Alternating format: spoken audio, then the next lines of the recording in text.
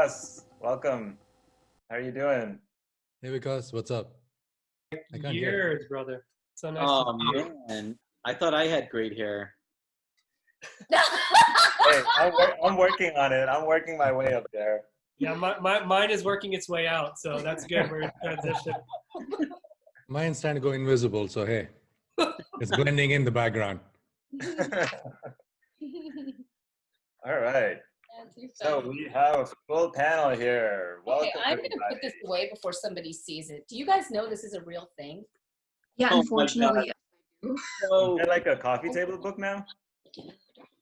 Yeah, I don't know even where we got it from, but it's like my son, right, brought this. He's like, "Mom, are you serious?" Like they just can't even. Anyway, did you guys see when they connected in Texas? It was. Yeah, it was a big deal. It was a big deal. It was a big impact. Yeah. Yeah.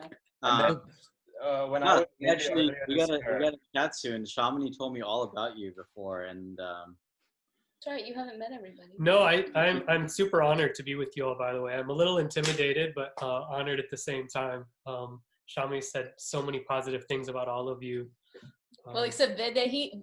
Okay, I'm Indian, and I still probably am not pronouncing your name. You're saying it right. It's fine. Vaidehi? Okay. I had to Yeah, we practice. haven't- I had to practice my jaw a couple of times too. So It's Vaidehi, right? Vaidehi. Yeah, Vaidehi Hospital is very famous in India.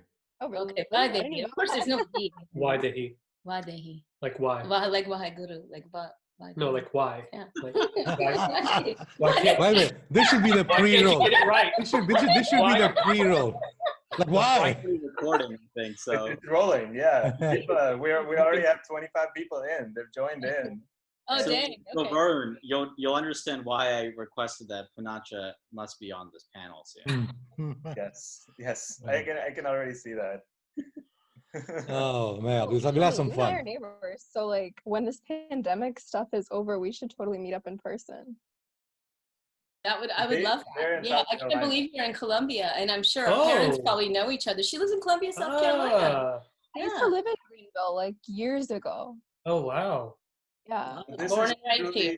This is truly a national committee. We We have probably know the same people, I feel like. We probably do. Yeah. I mean, I haven't been back in over like 25 years. We just moved back 2 Mhm. years ago. I'm sure you both know History. all 10 Indians in Greenville. No, are you joking? I'm You know joking. There's a I lot. feel There's a like the lot Gujarati here. I'm joking. community is More like really 30 big now. so, Yeah, it's like 30 everybody now. knows. yeah. Wow, They're I an haven't been on army. a It's not Zoom with even any like a group, it's an people. army. This is great. Army. It really is. Oh, so wait, are we live right now, Varun, or Yes, should we we be are. actually Oh, chatting? we're recording. Everyone? We're It's live. recording. We're having fun. We're Oh, cracking shoot. jokes Hi, right now. everybody. We're Yeah. just chatting away We're trying to here. be politically Giving correct. one more minute till we get to 5:05, and then we can get started.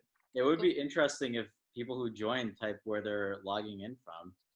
Yeah, Yeah. that's a great idea. So they can hear us. That's what we're saying. Yeah, that's why I said that. I'm sorry for the Oh. Greenville folks.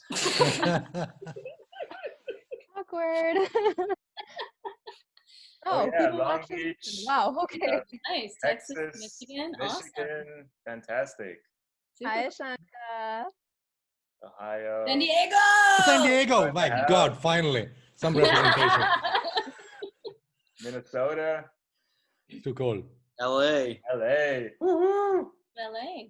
Nice. Definitely not gonna get anyone from South Carolina, so I'm just gonna give up that hope right now. Ventura County. Go Hey, you'll be far. surprised. You'll be surprised. We text Never you. know, So right now we have LA, okay? Detroit, Michigan. Wow. right? LA. Okay, LA is definitely on the top right now. Yeah. They came from me. They came from me. It's okay. I mean, you might as well start. You might as well start giving. Hey, them- Greenville!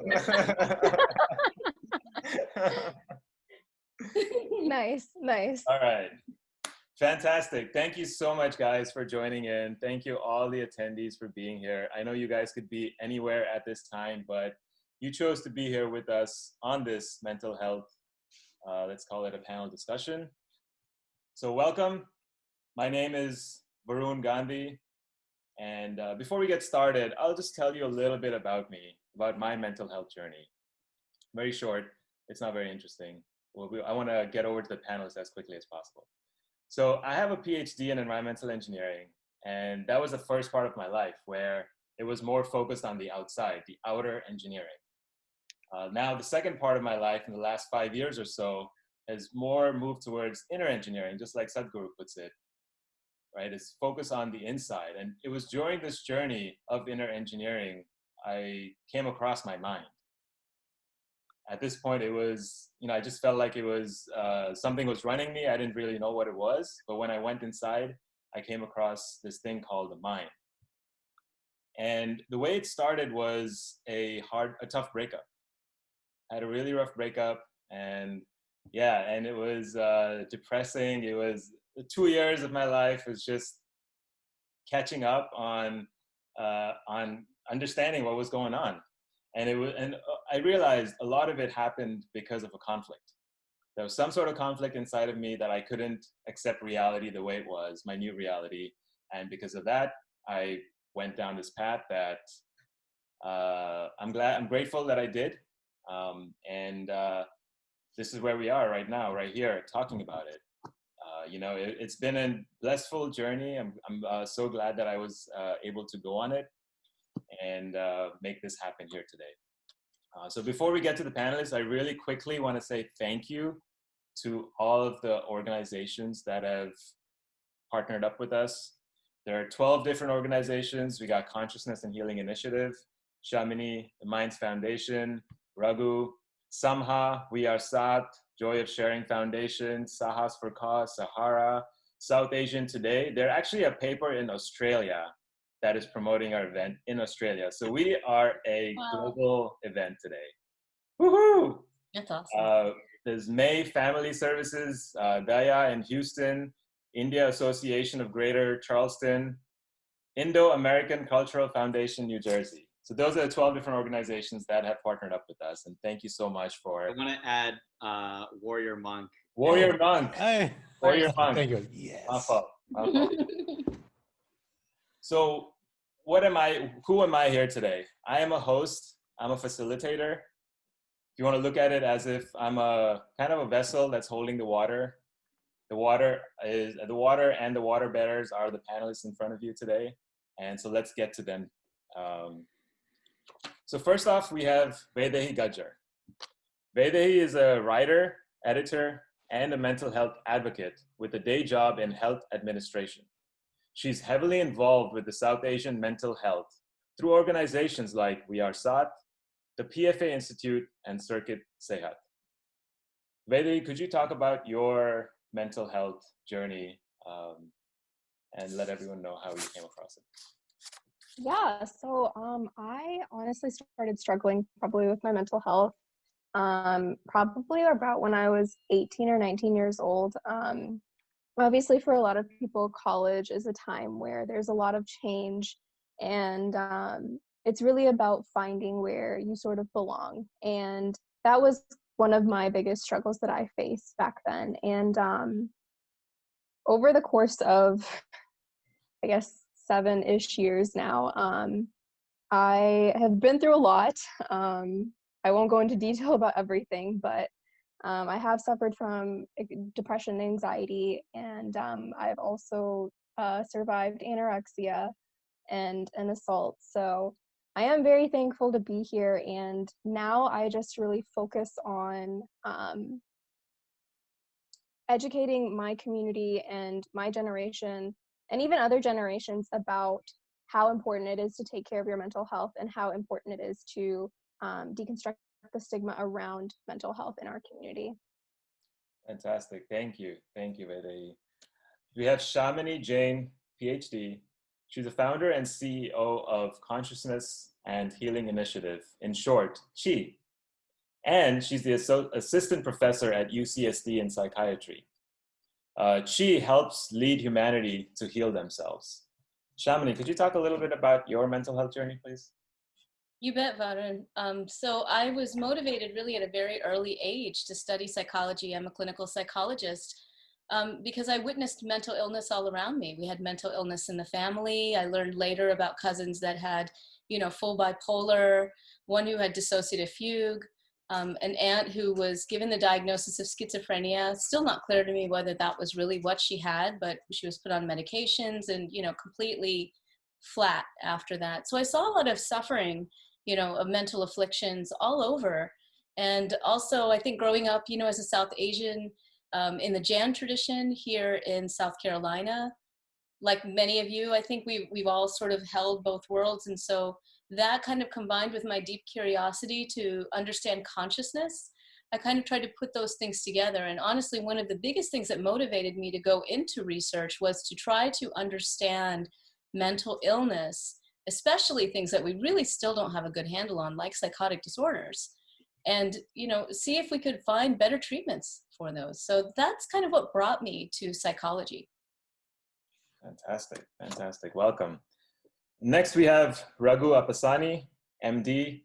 He's a psychiatrist, neuroscientist, a mental health advocate, and social entrepreneur, bridging the gap between Eastern and Western practices. Raghu, go ahead. That's quite the intro. Whoa. Yes, Doc, come on. You can. No, truly an honor to be here. Thanks for having me, Varun. And I think my mental health journey is interesting. I thought it started quite late, but as I think back, it actually started quite early. When I lived in India from 1.5 to 4 with my grandparents, and sort of separated from my parents, and then returned back to that caregiver. And so I think that one of the things that this gets me to think about is the concept of trauma in the South Asian community and diaspora. And we tend to think about trauma, I know we'll talk more about this, as an overt thing. So something that happens that's physical or, in your face. But we underestimate the power of subtle trauma, which actually biologically and physiologically and spiritually can have similar complications and effects. And so this is very common in South Asian communities. We have layers of guilt and shame that get placed upon us. And so I think that my mental health journey actually did start way back, but I kind of grew up with everything else that I wanted. And I saw, just like Shamini mentioned, mental health within my own family while I was working in India and Bihar, and then also down in Andhra and Gujarat. And that led me to start Minds Foundation. And it was really after a journey of working in research labs, through high school and college, of not seeing the connection of how are we really changing the way we treat. And it came down to this core principle that everyone on this call who's probably South Asian, knows that education is power, and that's what we're trained to do. And so I said, why don't we use that concept for social change? Why don't we educate people about mental health and empower them to make the change? And so that's really how it all started. And along the way of starting an organization, I began to really deal with my own anxiety and mental health that way, and through medical school, and sort of balancing these things. And the voice or the script in my head of like, you're not enough or you're not doing enough, that was created over the years. And sort of, there's no, okay, I've overcome it, right? It's a continuous journey, and I learned from it and I thrive from it now. All right. Fantastic. Thank you, Raghu. Next, we have Poonacha.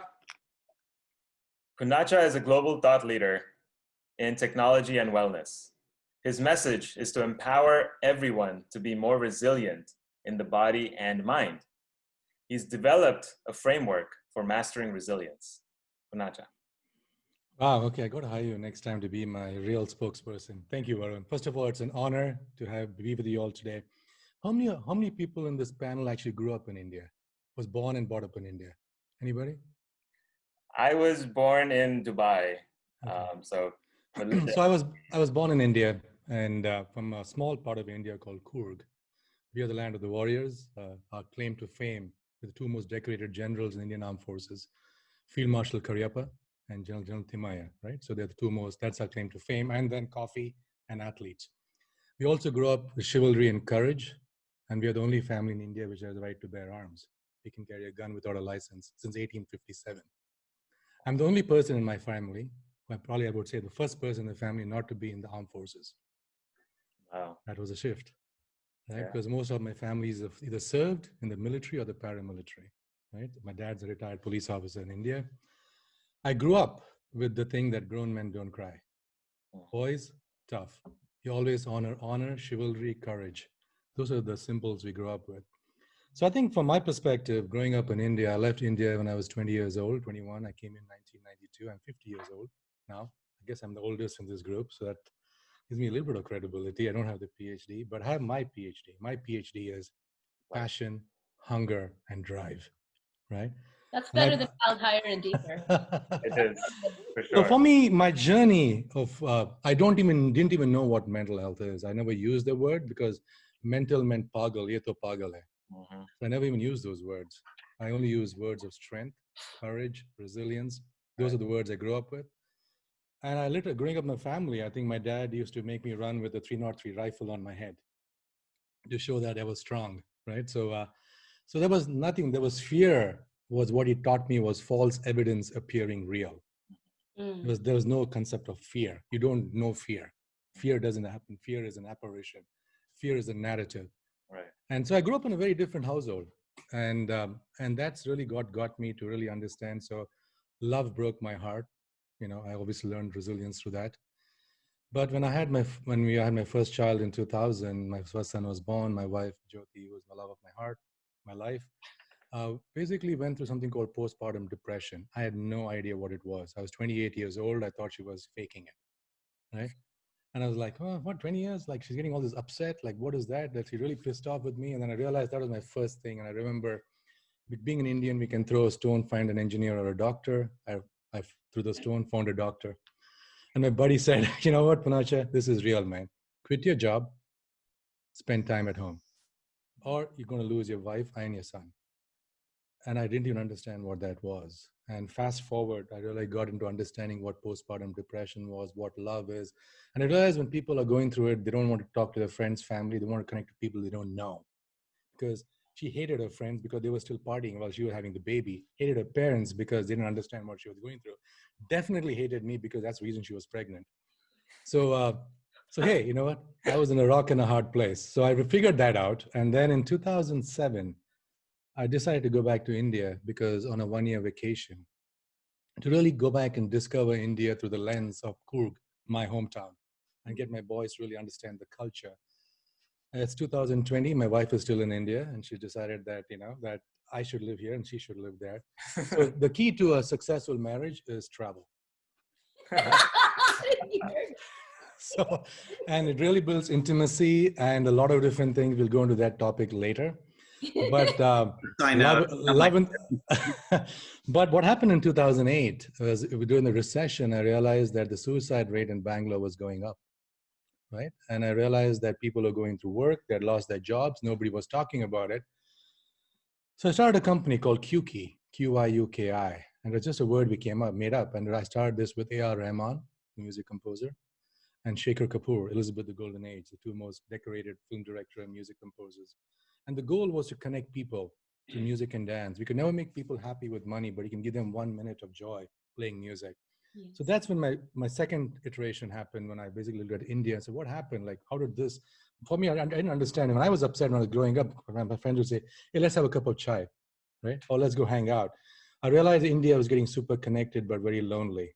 The Indians, you know, they were getting from all parts of India coming to Bangalore. The whole people were there was no support structure with rapid urbanization. Then fast forward, you know, I would spend over a decade working with Dr. Deepak Chopra. That's how I met Shamini and Vikas. And I was really looking at, you know, how do you kind of transform communities? And fast forward once again, 2 years ago, we founded Never Alone through Gabriella Wright, who's a co-founder, along with Deepak Chopra, to really look at mental health, well-being as really and suicide prevention. So that's really been a very interesting journey. But from grown-up boys don't cry to now having two boys who are basically 19 and 15, and through the pandemic, working through my son who wants to be a pro golfer, and asking, Dad, is there even going to be golf? Is the sports over? Like, you know, I spent 3.5 years of my life being a golfer, and now they're saying there's no more golf. What do I do? Wow. Right? Then also, I think the very personal story is that we have two boys. I don't have a daughter. My wife always keeps telling me, like, I wish we had a daughter. Right? I tell them, don't worry about it. We have two boys. One is an athlete. Other one wants to be a musician. They're never leaving the house. Anyway, long-winded answer to, for me, mental health and understanding mental well-being is an obsession. Because in the time, by the time this 2-hour podcast is over, I think in every 40 seconds, we lose somebody to suicide.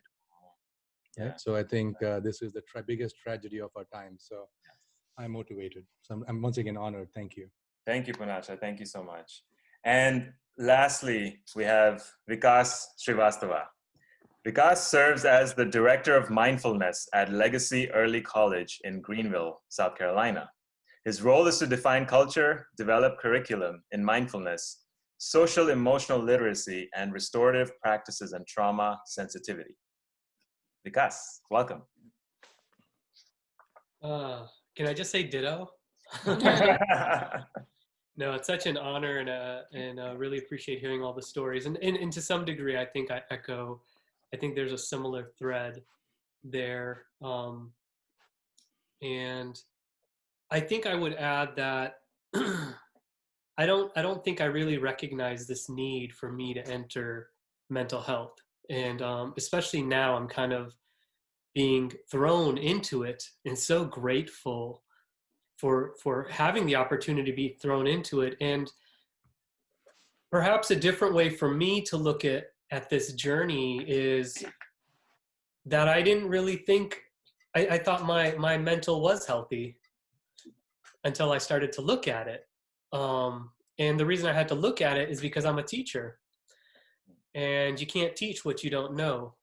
And so I feel like every day I realize, a little bit more about myself.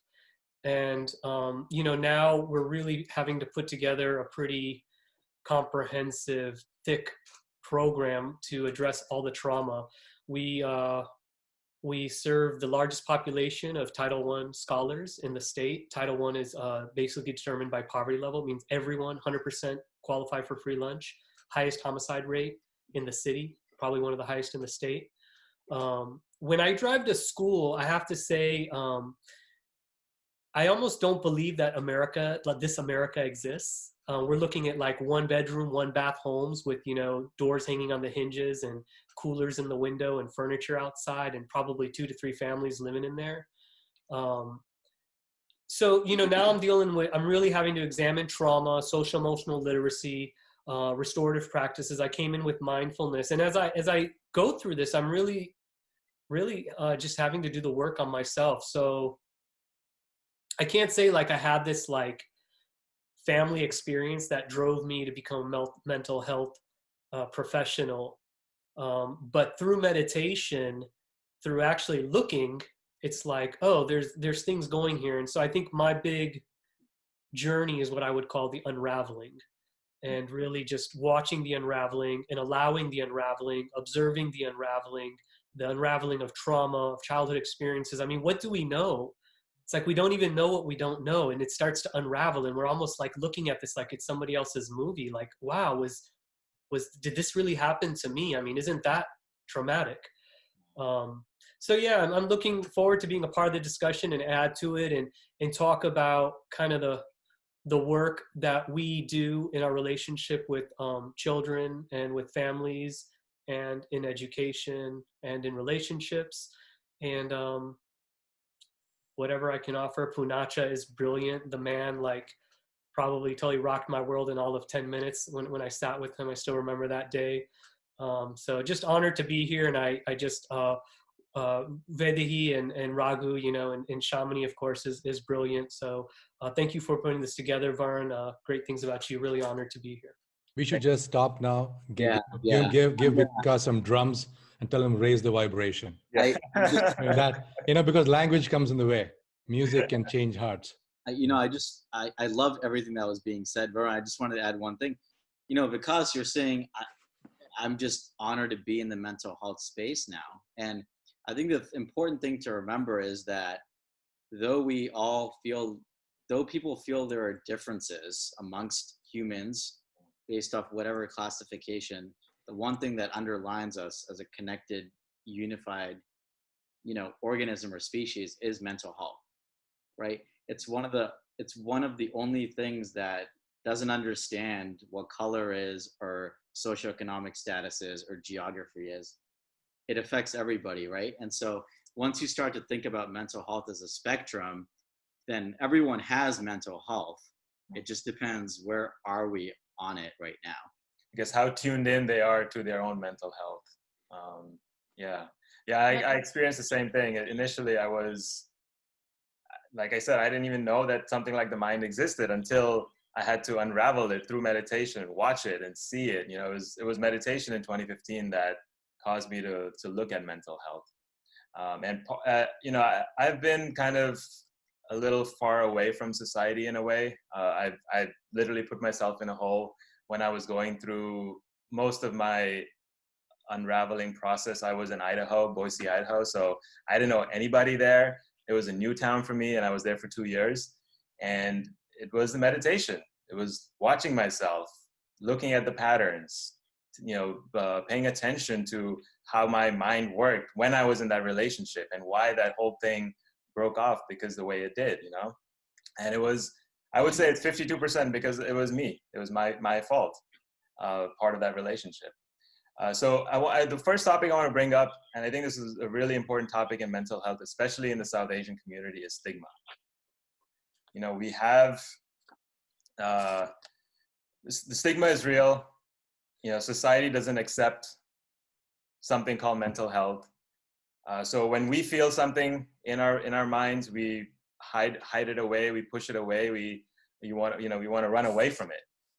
And like Poonacha said, the army mentality of I'm weak, or it would cause shame and dishonor to my family, or just fear of judgment. That's what would have happened to me, is fear of judgment of how other people would think when I said that I have mental health, mental illness. And a lot of studies that show that our South Asian community are the fewest numbers to report in their any mental health conditions amongst all of the different races. There's a perception, and this was a report that was done by the Live Love Life Foundation in India. Deepika Padukone, yep. And they did a survey with 3,500 people talking about the perception of mental health in our community. And some of the results were phenomenal, well, crazy. I just can't believe it. They think that they call someone with a mental illness a retard, that they're depressed, that they're crazy, mad, stupid, that they're a daydreamer, they clean too much, they're born with a brain defect. So when we're facing all of this stigma, when all of the, in a way, odds are stacked against us, how does one hold space for a mental health conversation? What can we do? What advice can we give to someone who wants to be open to having these conversations, both on a person who's facing the difficulty and someone who just wants to be open to help someone else out? Yeah. If I might, I'd like to jump in kind of as a scientist of the mind and a psychologist, and also someone who comes from, an unapologetic spiritual perspective. And I want to touch on something that Raghu said, which is so important, something that even the mental health field has learned over the past several years, which is that mental health and mental affliction is a continuum. Okay, so we all understand that. It's all a continuum. And in fact, the way that we do diagnosis now of mental disorders is very different than the way we used to. For example, when I was first trained, where we had categories, and it was like you either had it or you didn't. You had depression or you didn't. You had anxiety or you didn't. And now it's not like that. It's recognized that it's a continuum. Well, let's look a little bit more deeply into that. Why is it a continuum? Because we're all human. So we're all human. And if we take kind of the consciousness-based perspective for a moment, we're all conditioned, right? We're all conditioned. We're in an environment. We have certain experiences. We have certain family patternings. We have different things. And, for those who have studied psychology or have gone to psychotherapists, you may understand that we all have core wounds, right? And they're actually all the same, but the environmental situations just bring out that core wound. What is a core wound? Like, I'm worthless, I'm unlovable, I'm defective, I'm helpless. All these things come up for everyone. It's just part of being human. From the spiritual perspective, it's really about the outer world and the Maya of the world, the divine play of the world, really pulling us away from what we might call our soul self, right? Or that deeper aspect of consciousness that we are actually all part of. So we forget that, and then we buy into the story, right? And so we're all doing it, basically. We're all buying into some kind of story. We have a story about ourselves. We have a story about who we are. We have a story about who other people are. And it's just a continuum. The other thing I want to point out is that I'm a researcher also in an area called psychoneuroimmunology, which is really not as crazy as it sounds, or as complicated as it sounds. It's really just the study of the mind and body connection. Okay, 50 years ago in the West, if you said your emotions didn't affect your health, everybody thought you were nuts. Now we know that's completely untrue, because there's a direct link between the brain and the immune system, the hormone system. And so we know that our emotions affect us deeply on the physical level. We are also beginning to understand how our spiritual experiences can drive the tone of our emotions, right? So all of these things we're learning are connected, and the data very much supports that. So when we're looking at stigma, instead of going with the old way, which is actually the incorrect way of having a mental illness or not having a mental illness, we look at the person in front of us and we recognize that we're actually going through the same thing. They're expressing it in a certain way, right? So they may be expressing feelings of depression for longer periods of time, with more intensity, right? But it's actually not that different from our experience. And Vikas, like you said, and I think Varun, like you said, when you do these types of spiritual practices like meditation, you become more and more subtly aware of these shifts. So for anyone who is, really struggling with, I have a mental illness and other people don't, and I'm defective or something like that, I just want to remind you that mental health is a continuum. It's environmentally influenced. There are a lot of different things you can do to shift your patterning and to shift how the environment patterns you. So you're absolutely as perfect as anyone else that you see. And as you all know, because of stigma, a lot of time mental illness is hidden. So we have to just begin to talk about this, I think, honestly, not as illness, but just as reality, just as we all have filters. I love that. I have some, sorry, go ahead, Raghu. Oh, no, I can't cut off the monk here, but. I'll speak after you, don't worry. I'm a warrior too, I listen to orders. Have you come armed, Poonacha? Just tell us now. What are you hiding under the screen? What I want, Shamini, I love that. And, it's pretty amazing that somehow, Varun, you got a panel of, 6 of us, 5 of us here, like, who agree, right? Indian people who agree right now. As a continuum and as a spectrum. Because, like Kunal would say, making the impossible possible. Yeah, exactly. And so the thing is that people are jumping on this topic of mental health now, and they're not understanding that it's a spectrum. And as a psychiatrist now, we still use this DSM category, which I think is completely BS, but I have to do it sometimes. And it's a good way to communicate, but the stigma is created due to a lot of factors, right? I think the first is that mental health, the way that we are taught, the way that most of the world sees it, is defined with a Western version of it. It's not defined by the majority of the world, which is actually Indian, or Asian.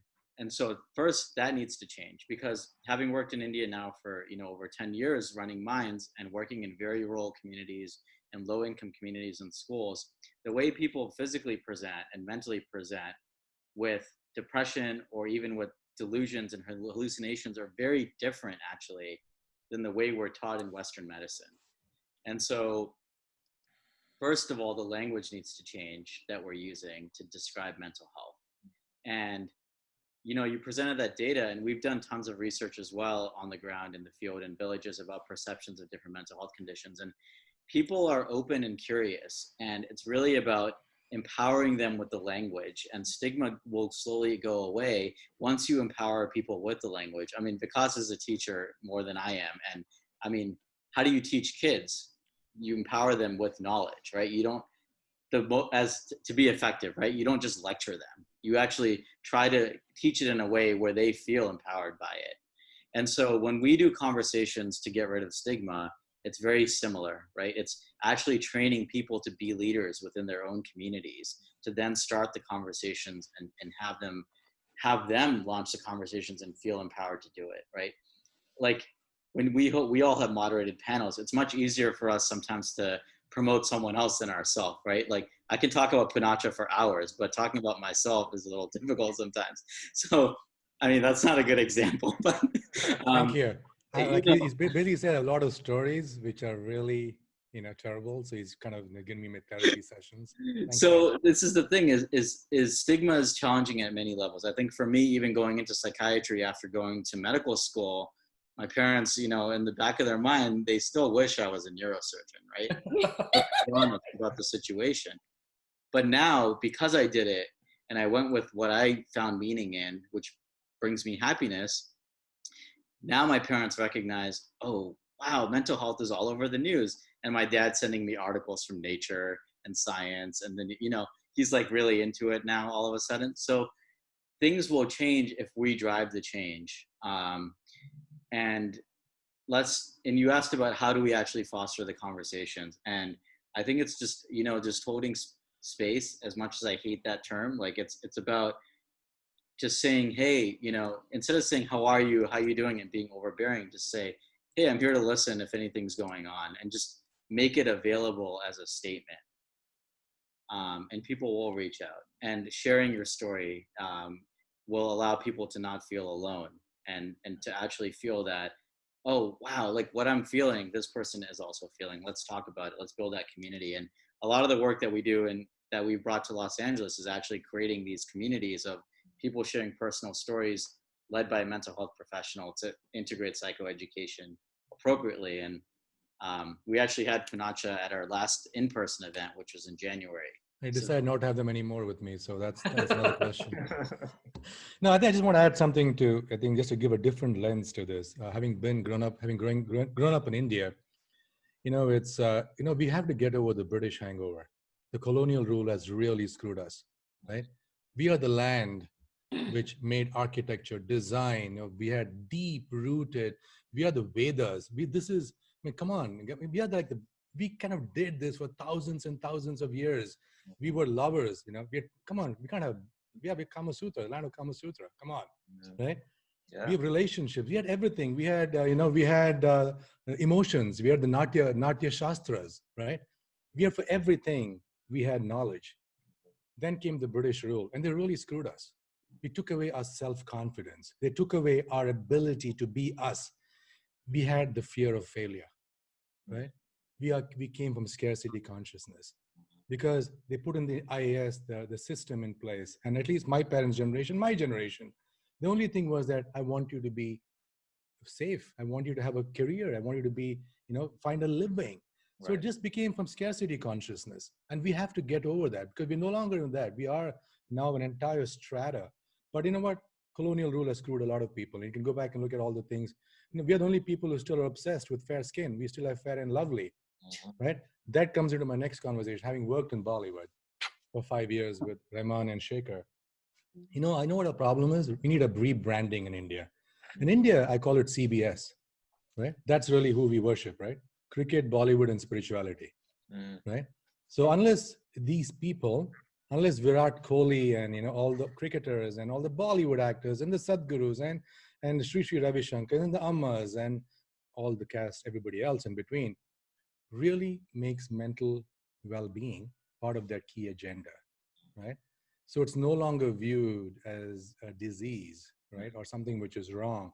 When people have epilepsy, they're taken and exercised, right? Come on, right? This is not something which should be happening. Right. So I think in India, I believe the stigma is the narrative. I'm having spent the week, and Raghu knows me well, and I've spent the weekend in Ojai, California, and we talk about the mind. Krishnamurti is my hero, right? I wish I would really, if I had to marry somebody and I was, I would marry him, Krishnamurti. Anyway, no, Gabriella's first. So anyway, just thinking about Krishnamurti. But anyway, I'm really deeply in love with that man. Only for one. But he said something which is so important. He says comparison and conformity lead to conflict. A mind without conflict is a spiritual mind, right? We grew up in India with comparison and conformity, right? Hey, you're a 50-year-old Indian male, you should do this, your bank account should be this, your car should be this, you should have 2 children and this, and you're screwed for the rest of your life. You're trying to be this, which is essentially you're not, right? And I think that's really important. I think that's really the stories. I don't know what stories we have in India. We need to rewrite some of these stories. That's really where I come from. When I look at stigma, we don't have stories which we can anchor on. We had, right? Come on, Arjuna, the Pandavas had one had. Yeah, we've forgotten. We had Draupadi. Talk about Draupadi had 5 husbands. Was the coolest wife, right? And then what happened? Sita left Ram after he asked her to prove her truth in the fire. She left Ram. Forget you. Yeah. The stories of the queen I'm out. who doesn't want any questions about what she does with her children. So I think we have to rewrite some stories. Anyway, we already did, right? This is what I got recently. I'm reading through all the Vedas again because we created the Gupta Empire created 0, but Indians also created consciousness and mental health. I mean, we wrote the script. We literally wrote the book. We literally wrote the books. It's already there. It's within us. The script transformed to what we were told to do, and it's an identity crisis now. I want to jump in real quick. I mean,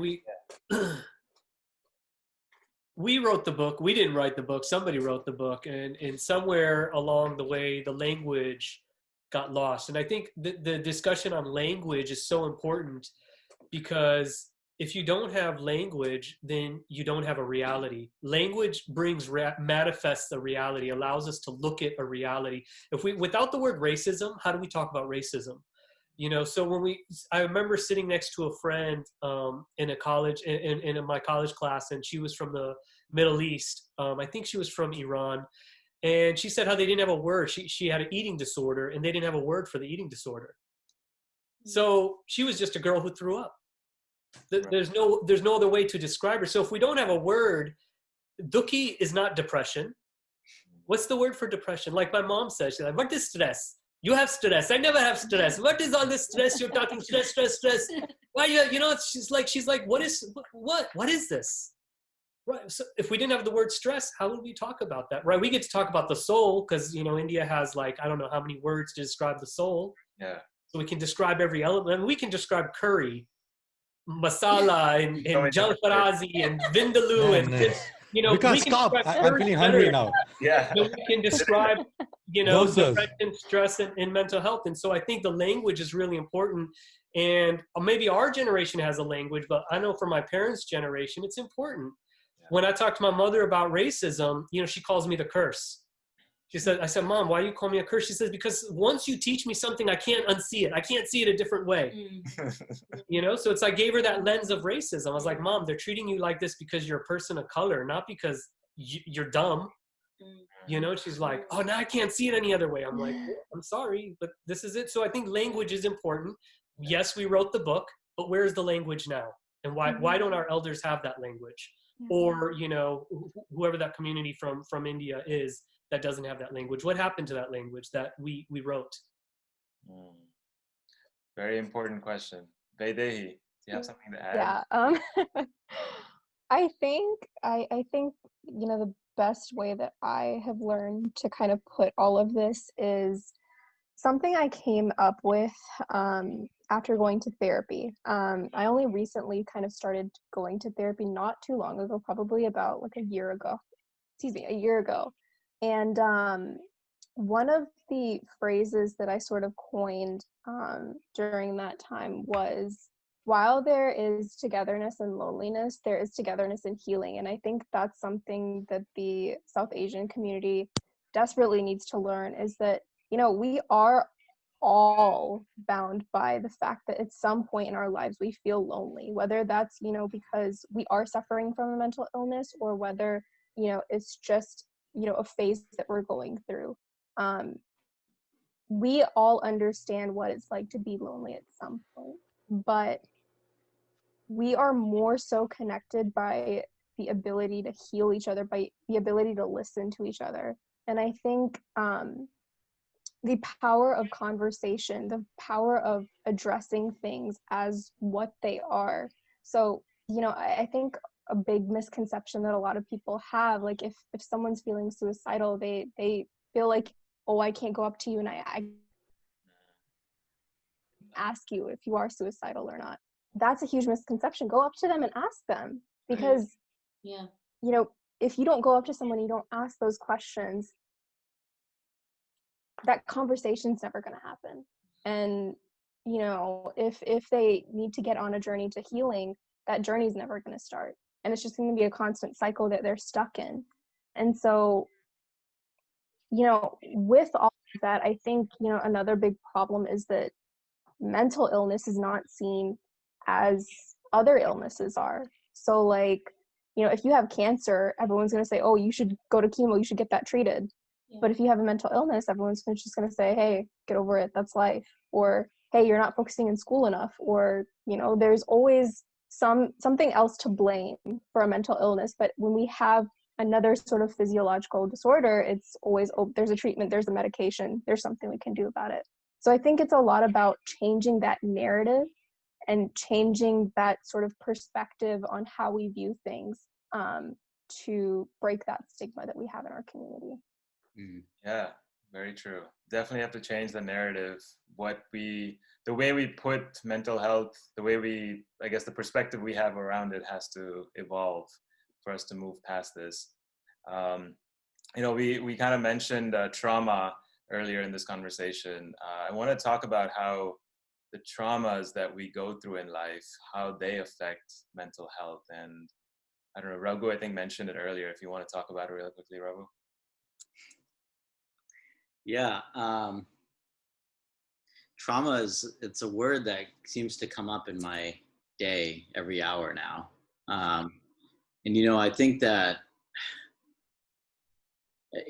as I mentioned it earlier, the definition needs to be broadened, because, you know, if you look at my life, it doesn't look like there's really trauma, right? I grew up in a pretty decent household. Parents were supportive. They were pretty liberal. You know, my mom's goal is date some girl that I can hang out with. I don't care who. Right? That's pretty liberal for a South Asian mother. By the way, you have a cool mom and dad. I have to admit. Man, they're the biggest cheerleaders, man. They're sure, I know. So they were cool, right? So what I had to realize, though, was that, you know, they did the best they could with the resources they had. Right. But there's still this trauma. There's still things, you know, in my head, you know, I mean, they're not on here. They're not seeing this. So, you know, I'll send an article over. I wrote for something, and they'll say, oh, my mom will be, this is amazing. This is amazing. And I will say, this is really cool, but like, I don't understand why you're not writing for the New Yorker yet. Yeah. There's always this thing, oh, all you need to do is hand me the MD and I'll be the happiest person ever. I did it. And then it was like, oh, wait, you need to do this. So none of it is like very bad if you think about it in a situational context. But when you layer it over years of decades, it leads to subtle trauma, right? Of like this shame and guilt narrative. And that, when I have conversations with other South Asians, typically in the diaspora, it's a common theme. Mm-hmm. And it's a common theme that we are so used to, and we are handed a script. And also coming back to Krishnamurti, not a direct quote, but, you know, sort of summarizing one of his concepts is that we are told, we listen to our teachers for some reason with no questioning. And in essence, that makes us secondhand people. And so I was a problematic child that questioned a lot. And I think that's something that a lot of South Asians don't do. And we need to start questioning, and we need to start questioning also the script that is handed to us of what we should be checking off the boxes of. And that's how we start to fight this trauma, right? And I think there's these sort of small communities and groups trying to form of South Asians to actually start processing things. But because of the way we were raised and the culture we were raised in, we are quick to jump to immediately advising others instead of actually expressing our own emotions and actively listening. And so once we change even something simple like that, then we can change the script of how we as a community see trauma and see mental health, and start to recognize that, like, okay, maybe something drastic didn't happen at one point in my life, but who am I really based off of my experiences over time? And how can I now use that to empower myself to do what I want to do and identify how I want to identify, and not what I was told. Yeah. Yeah. I think when I look at trauma, just to what Raghu said, trauma is like chronic low-grade inflammation, right? It happens over time. And for some people, it's a traumatic incident. Some people, life is traumatic, right? It becomes a series of small things, right? I think growing up, for me, it's very interesting. I think there was a comment about parents need to be reparented. You know, my dad was a very strict, you know, he used to run his hand in the back of my head, and if it was long, he would kind of whack on me, right? Like I always had very short hair. Like the first thing I wanted to do when I came to the US, long hair till here. Right? Because I'm like, I gotta have long hair. What happened?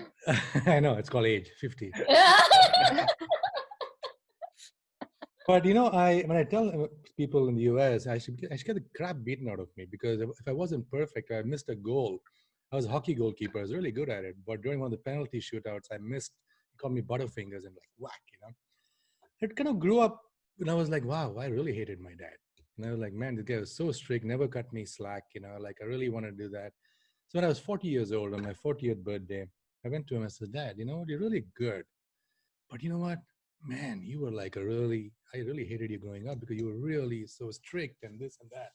He told me, son, you're absolutely right. You know, I really screwed up with you, but with your sister, I did a better job. But I think you turned out okay. Like, you know, but you know what? He said, being a father, you don't get a user manual. There's no guide.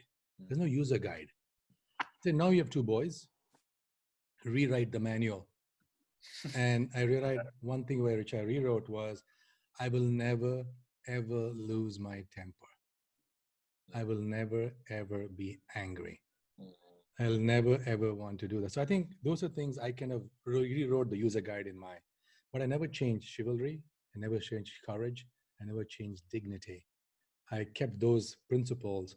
But I also said, I should always have very good emotional regulation. That's what a father is. And I would not put expectation. I would not impose my expectations or my things. I realized my father was living his life, the things he couldn't do through me. Right? Yes. That is all he was trying to do. Yeah. He was trying to do what he could not do. And Yeah, by that was his. And I said, you know what? I understand that now. It took me at 40, that's 10 years ago, when I figured that out. So that was like my aha moment. And I think that's one thing I have to say, like, you know, so though people ask me, was your life traumatic? I said, no, yes and no, right? Once I understood what it was and where they were coming from, and I learned to walk in his shoes and what he had to go through. Mm-hmm. And, you know, parents are not the teachers. Kids are the teachers, actually. Pain in the ass. As they become teenagers, terrible. Mine's about to turn 14 next week, so it's totally, or I should say ours, is about to turn 14 next week. So she's been quite loving these last couple of weeks. I don't know what's going on, but Don't question it. you know, birthday coming up. Any important event, milestone? Birthday coming up. Want something? Yeah.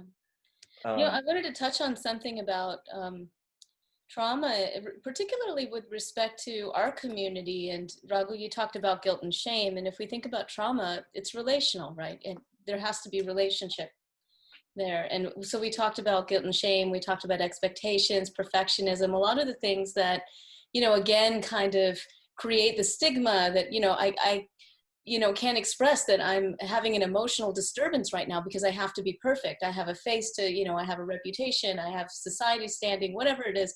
So there's all of that, but then also looking at trauma as a relational thing.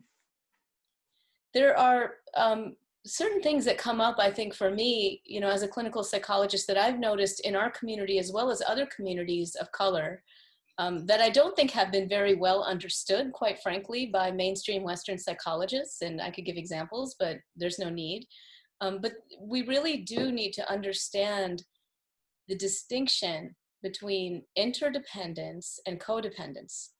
this comes up a lot. And, you know, in our relationships, we do. So, you know, all of us, we're Indian, we love our families. A lot of us are very close to them. We talk to them every day. Now, while a Western white psychologist may think that that's abnormal, it is not abnormal. Actually, there's nothing wrong with it. But the key is, you know, with an interdependent relationship, that is a synergistic relationship, that is a nurturing relationship, right? It's what you talked about, Raghu, right? You allow the child as best as you can to individuate, you support them, you hold the space, you do all these things. And so when you're in a relationship like that, whether it's a romantic one or with your child or with your, you know, partner, with your parents or whatever, you can feel that. I mean, no relationships are perfect, but you feel that you're growing, they're growing, and most importantly, you can function on your own. Of course, you're always going to get support, but a clue to a codependent relationship, and this is really key for us to understand, is when you're in a relationship where you don't feel like you can live without that other person. I mean, besides the whole romantic, like, I can't live without you, you know, to here you're thinking like you're incapable, you can't function on your own, you can't make your own money, you can't, you know, do the things you're meant to do. If you start ending up feeling worthless in the relationship, where it starts kind of bringing up all your stuff, there's a clue that there's something that needs to be healed in that relationship, right? It's going to bring up old traumas. It's going to bring up all of your core wounds. And that can actually be a great gift if both parties are willing to look at that and heal it, right? But it has to be looked at. You can't just sweep it under the rug or just say, oh, this is me. Now, there's something going on in the relationship here that has to be looked at. So I just want to emphasize that it's not to blame the other person. It's just to look at the dynamic and say, is this dynamic healthy for me anymore? You know, I'm 46 years old. If my father tells me he's going to disown me because I'm singing Iron Maiden on the stage, like, do I really need to take that? You know, so true story. So, you know, that was a very good example. I thought that was quite a, you know, I mean, we had to talk about it. And at the moment I laughed, and then I cried because I realized, you know, and anyone who knows my father knows he's just the most amazing, brilliant, beautiful, soft man. And so for him to say something like that to me, I had to really just sort of take it in for a second and kind of get past what it was triggering in me and say, wow, this really bothers you. Like, you know, this really bothers you. And yet I'm my own person. Like, how can we kind of co-inhabit this space and love each other and recognize that I'm not like you? You know, I'm a little different, right? Like you. So, you know, I didn't disown my father. He didn't disown me. There is hope. But we've got to recognize those issues in relationships. I want to share one data point. In 2008, when I was looking at suicide with Rahman and Shekhar, looking at QK, I saw one statistic which kind of bothered me. Domestic violence is one of the big causes for suicide in India for women, right? We worship Devi, we mother God, this, that. But you know what? We do not talk about domestic violence, stigma. I think we need to talk about it, right? And men need to be educated. Mothers need to educate their sons, right? It's a campaign we need, you know? Why is that happening? Why are mothers, you know, favoring their sons, ill-treating their daughter-in-laws? That's mental health. That's the core of the problem. Yes. We need a campaign to educate men. Well, Poonacha, tenderness. we're doing that. Yeah, we are. Yeah, we are. I mean, we're going back. Second, you know, I wanted to just add, when I was doing my market research for starting Minds back in 2009 and 10, I called a lot of people who are working in the mental health space in India, and one of them in particular I remember it was a hotline in Punjab, and I called them and I asked them actually this exact question: what do you do when a woman calls because of structural violence and abuse at home? And they said, oh, that's not a mental health problem though. That's the norm. That's what men should have the right to do. So the fact that, and then that, you know, I was like, okay, well, clearly I need to start something to educate people because they don't really know. And so, also the judicial system, you know how hard it is for women to go raise a complaint in a police station in India? Yeah. I've tried it. I mean, that's like for sexual abuse, and we just cannot. I mean, there's some systematic things we need to do. And this is not just India. I had a patient this week, you know, she came in, you know, after a rape, unfortunately. They offered a rape kit, but said, if you want this kit, you also have to file a report. Now, why? What if she doesn't want to file it? What if she just wants the kit for health reasons and safety? Yeah. You know, why is this connection here in the US too? So I don't want to get too charged up, but this is an issue that we did research in Gujarat actually looking at structural violence in marriage and common mental health. And this is an obvious point that many people will probably understand, but women said that it's actually better for them to stay in a marriage that's abusive than to leave because of the stigma associated with it, right? So we got problems. And as Poonacha mentioned, we value, in theory and spiritually, women as the embodiment of society, right? And I grew up in a household where that was the situation. My mother ran the household. And I'm fortunate to have had that background, but that's kind of what needs to happen.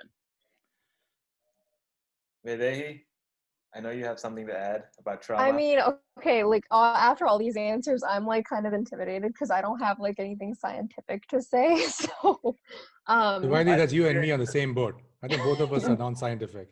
We're only emotional. I mean, I think with trauma, I will definitely say that, you know, it looks different to everybody. Like even though all of us are, you know, South Asian identifying, even, you know, the traumas that we say we have in our daily life look different amongst ourselves. What one may consider to be a trauma, it may not be considered to be a trauma for someone else. And I think, you know, a lot of what I see in my generation, those of you watching, I'm only 25, so I see a lot of people kind of judging people for their own the traumas that they have and comparing them to their personal traumas and saying, oh well, your trauma isn't, you know, as big as mine, or, you know, this isn't a problem, you should just, you know, not worry about this. And I think, you know, that dismissiveness, that sort of dismissive attitude that we have towards each other's traumas, I think we need to change that and just be more sort of accepting and understanding that just because something's not a trauma for you doesn't mean it can't be a trauma for somebody else. And I do want to say that I definitely agree with, I think Raghu, it was you that said that, you know, our parents their lives were centered around surviving. Our lives at this point, because so many of us have been given the privilege, now we can say, yeah, we're on the path to living.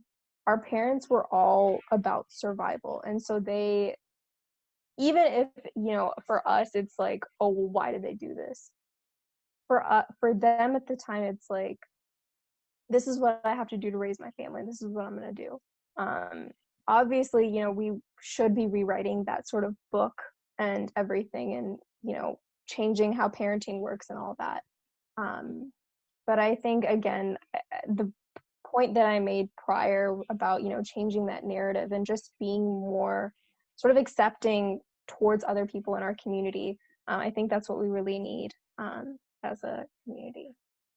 You know, so coincidentally today, you know, I've had to put together multiple teams. So we're talking about the South Asian community, but like, I think it was brought up, you know, mental health and mental illness and overcoming this is something we all share, you know, beyond race and all of that. So today, this whole week, I've had to lead teams of staff members from the school to talk about trauma and social emotional literacy and how we're welcoming students back, create different teams of action, what we're going to do with the school and stuff. And then in the classroom, you know, I work in a low-income community that's got just gangsters and violence and no father figures, well, very few father figures, a lot of violence. And so vulnerability, like, hey, they all have a smile on their face. You ask them what's the lesson in life, and they'll say, you know, everything's fine. You know, just put a smile on your face and get over it.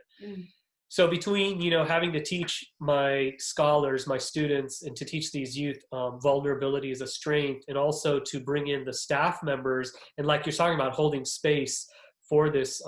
One thing that I was thinking about, and then hearing also, you know, these tales. So, you know, there was a time when I told my parents I was going to be a musician. Boy, do I remember that discussion. Oh man, do I remember that discussion. You know, in no particular order, I was told I'm not Ravi Shankar. And then I was given the order of occupations, right? I don't know if you've all gone through this, but the order is, you know, I think doctors at the top, lawyer, engineer, business professional. Then came a few more. And at the bottom of then sociologist was second to bottom, which is what I ended up getting majored in. And if nothing else works out, you could be a musician, right? So I remember that really well. And I'm thinking, as we were talking and we're saying how we don't even realize we have the trauma, I have self-worth issues. Absolutely. And man, do they get in the way. Did I ever think I had self-worth issues? No, but being married to Shamini, she does a good job of making that obvious. She's like, wow, that's your self-worth issues right there. But what I'm hearing is I'm like, oh my gosh, I never thought about that discussion about my parents knocking down music. And anyone who knows me, Poonacha, we've had a few interactions, and it's like, what does he remember about me? I'm a drummer. What does anyone remember about me? That I'm a drummer, because that's what I drum. I tell everyone, I was like, I'm Indian second. First, I'm a musician. I will bond with a musician first before any other Indian. Let me be clear about that. Artist is my race, right? And so, so what I'm saying here is when we're authentic with our journey, authenticity holds the space. And so when I'm working with the teachers, when I'm working with students and talking about vulnerability, guess what I got to do first?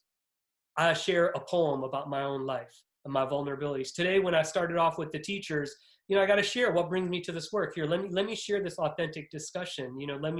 So I think it's really important for us to be authentic, to hold space for people, not only for people to come out and feel confident to speak, but authenticity also resonates with the trauma that we don't know what we don't know. So it almost starts to resonate with the trauma that we didn't really know we had, or the issues. And trauma is such a strong word. But again, we're talking about that spectrum of trauma, right? That spectrum of depression, that spectrum of self-worth. Because guess what? We all have the right to be as perfect as possible before that last breath, right? This is the idea. Let's realize divinity. So it doesn't matter, like it was said, whether, trauma is a great trauma or a small trauma. The point is to be self-realized and liberated souls. We got to unravel all of this, and let's do it before the last breath. And so I think authenticity plays a really big role in that. Wow. We have Oh my gosh. There's a question here from, I think, Manisha Shastri, which I think is a really important thing we should address. Yes. Mm-hmm. Can you address the shame of interfamily sexual abuse and the deep shame and stigma of this? And there's another question about trauma and how we positively heal from trauma. I think it'd be really great if everybody wanted to share their perspective on that. Yeah, let's talk about the healing around this trauma. Someone wants to take the question about the addressing the shame. I think from a healing from the trauma, I believe, I kind of said that being in service, for me, I realized that karma yogi, right? Seva, Sangha, and Simran. When authenticity, integrity, and higher purpose, there are times in my life I felt really lonely, right? And especially when I first came to this country, I had no money, no friends, nothing. I had left everything behind because I was in love with a girl. And then she broke up with me in 3 months and the whole world fell apart. I'm like, I left India for this, what the hell? So I had some deep, dark moments. And I realized at that time that I remembered authenticity, integrity, and higher purpose. And when I went to the Gurdwara and I was just hanging out because of the great food on Sundays, I saw the langar and I saw them being on service. And I just realized that's, I think, the best therapy for loneliness and trauma is service. Being in service, being off service. I think what happened, you do that, you realize somebody else wants you. You are there for somebody and you create this deep bond and you will never let them down. They will not let you down. So for me, my go-to thing is when I'm really, really sad or really upset, I try to double up on my service. That's what works for me. I don't know. But Krishnamurti said, like Raghu will say, truth is a pathless land. Everybody has to find their own truth, right? Mm-hmm.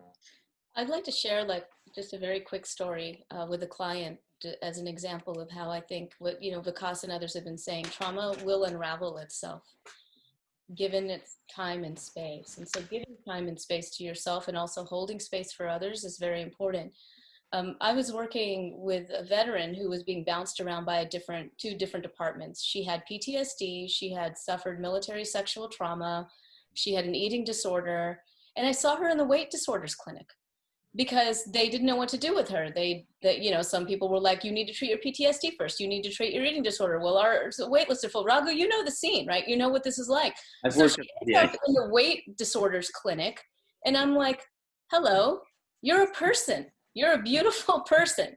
Let's just sit and talk, right? And so in the process of doing that, as she, you know, kind of got to that initial thing that happened, which was actually when she was 5 years old, she was walking from school back home, and some random man attacked her, kind of got her out of the car, tried to pull her in the car, and started molesting her, right? So right then at age 5, and she fought him as a 5-year-old, fought him and ran away, right? So in that moment, you know, comes the core belief, the world is unsafe, right?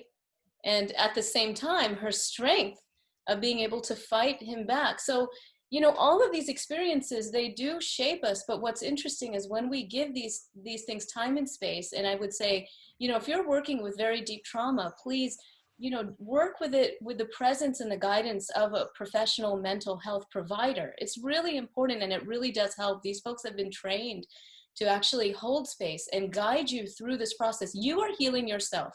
You are already perfect. Okay, you are already complete. These things that happen take you away again from that deep aspect of your true consciousness, which is actually all-knowing and ever blissful. So when we do spiritual practice, when we sit in presence with a guided professional or whatever, we begin to access that deeper level of consciousness, which allows the sanskar, as we call it, okay, that's basically a mental formation and impression, to leave the field. You know, Raghu and Varun, you guys, several of you know that we study energy healing. I mean, that's kind of the focus of much of my work, is the energy healing work, what we call the biofield.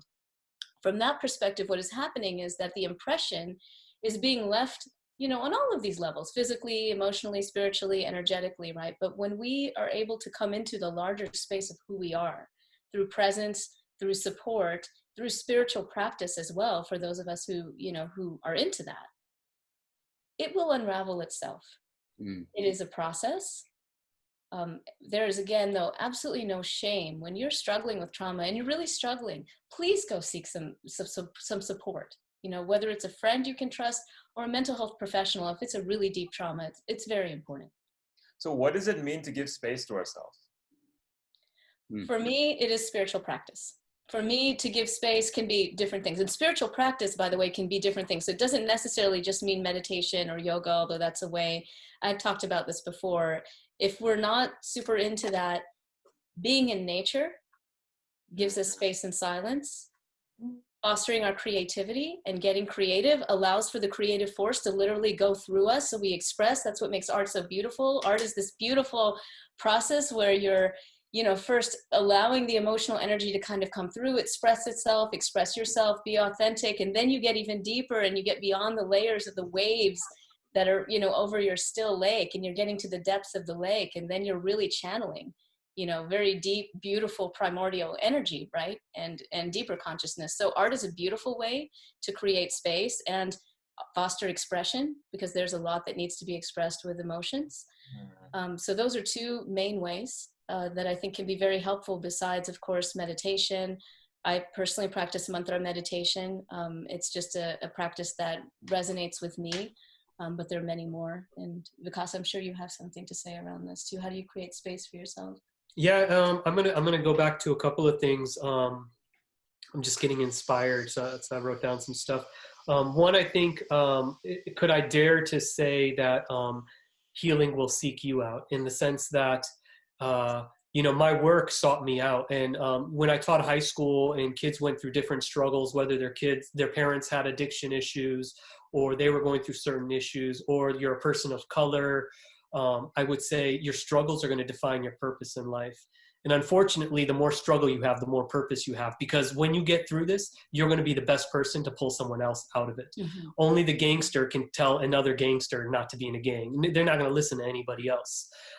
So the healing kind of seeks you out. And so one of the kind of weird things, and it's a little bit philosophical, I guess, is that you kind of almost know what needs to be healed by the people that are coming to you for help, in a weird way. So not to undermine what Shamini is talking about, as a trained, is a non-psychologist, psychiatrist, I'm going to say that it's important for us, quote, lay people to understand, for the most part, I think we're all textbook situations.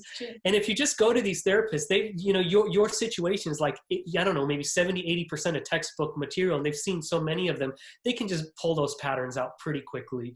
So not to undermine that, but really look at like what's coming towards you. What is the work, the seva? What is the world asking? What services is asking of you? Because I bet you embedded in there is the healing. If you're being asked to serve the poor, maybe you have a scarcity mentality. I mean, I don't know. I'm just kind of giving some examples. And I think as an artist, the arts, so there's something about trauma, there's something about mental health, and let's talk about violence, right? Let's talk about violence. So when we talk about violence inside of ourselves, when I define violence, I define it as an energy. If we look at energy, the definition of energy is that which cannot be created and that which cannot be destroyed. So when we're talking about healing violence, we want to destroy it, we want to get rid of it. Violence is an energy. You didn't create it, right? And we know that when someone commits an act of violence, it came from somewhere. Now they committed an act of violence upon you. Now the violence is in you, and now the violence is going to come out in some way, right? So it just keeps traveling because it can't be destroyed, it can't be created, but it can be transformed. Mm-hmm. And this is the key. I think when we understand that we have to transform the violence. And so the arts, what the arts does is, one, it gives you an abstract space outside of language, because we get so caught up in trying to describe it and language it. And especially if you're like, say, you know, me, you know, whatever age I am, in a time when Americans, Indians born in America, we really didn't have a lot of resources to define ourselves. So what was I supposed to use? Yeah, I'm an avant-garde jazz drummer from, you know, Indian parents. What box do I fit in, right? So, but in the avant-garde jazz, I got to describe myself outside of words. I didn't need words. So I think when you talk about giving yourself space, whether it's meditation or something creative process, you need that abstract expression. You need to be able to reflect upon yourself in a way beyond words, beyond any definition, because that's the prophecy. The prophecy can't be boxed in. Now, a lot of folks think, oh, well, yeah, that's great. He plays arts. He's a musician. I don't play anything, so I can't use this. Poetry. You know, poetry is just a word for bad grammar. Okay, so it gives you permission for bad grammar, right? Everyone is a poet. And what happens is when you write poet and you write authentic poet, prophecy comes out, because prophecy was always written in poetic word. In every religion, prophecy was written in poetic word. Mm-hmm. So when the authentic poetry comes out, all of a sudden you begin to understand yourself back to yourself. That's space one. You start to name it. But the true transformation comes when you perform that poem live. When you perform that poem live, you embody the transformation of the violence. Writing the poetry and sticking it in your book is not completing the process. You got to read that live. And those of us who've done that, you go to a poetry slam or you watch someone in a poetry slam read their first poem, you see their entire format. They transform because they've embodied the transformation. And in that poem, you took that violence, you transformed it into a creative force. You didn't get rid of it, and you let it go. And you let it go in a way that you didn't commit more violence upon someone else. You didn't. So now the violence has been transformed. It's not only resolved for you, it's resolved for the world. Well, you created understanding too. And you turned it into flowers. Yeah. You turned the violence into flowers. You turned it into creative expression. And that creative expression, like the blues, right? We don't get sad when we hear the blues. We get healed. Because, again, that authentic resonance. Mm-hmm. So now you've healed yourself. And in that resonance, the people who can resonate with that authentic struggle, with that authentic trauma, hurt, violence, all of a sudden, now you've healed them as well. And the folks who didn't experience it, hey, man, it was a great performance. They got entertained. The last piece that I want to talk about is this idea of like hitting that, like healing head on, you know. It's like the Indian mentality or the achiever mentality of like, first I'm going to be perfect in every which way, and now I'm going to heal myself in every which way, right? So what do I have to do? There, you know, people are on the discussion, right? Tell me, how do I heal though? How do I heal? You know, give me the hammer. It's like a coconut. Break the coconut. Release the water, you know? And it's like, man, aggression is what's caused all of this. Whether it was our aggressive expectations of our parents, aggressive rape, aggressive self-like critique, aggression can't be healed by more aggression. Be patient, be soft, be gentle. Let it unravel. The rope has raveled in one way. Now you're going to unravel it so fast and it's going to twist up in the other direction. Let that rope just unravel of its own accord. of its own accord. Go to the beach and just spin around until you get dizzy and fall. You know, so there has to be a gentleness, a loving, a kindness to the healing, because the means will define the end. So there can't be aggression. You know, we cannot crack this open and hit it strong on. Aggression was the issue. Aggression doesn't heal aggression. Yeah, the world doesn't need Tinder, it needs tender. And I think South Asian, being a man, I can tell you this, that we need to be tender, right? And I'm a big, as two boys, having two sons who are 19 and 15, every day I remind them, right? Because that's something I look at. I have to tell you, this is something, having grown up in India, why is there so much of domestic violence? Why are men so aggressive against women? Why are women not able to have outlet? Because they're not enough educations, they're not enough role models for this. We need to kind of really look at this. By the way, our Bollywood doesn't do a good job.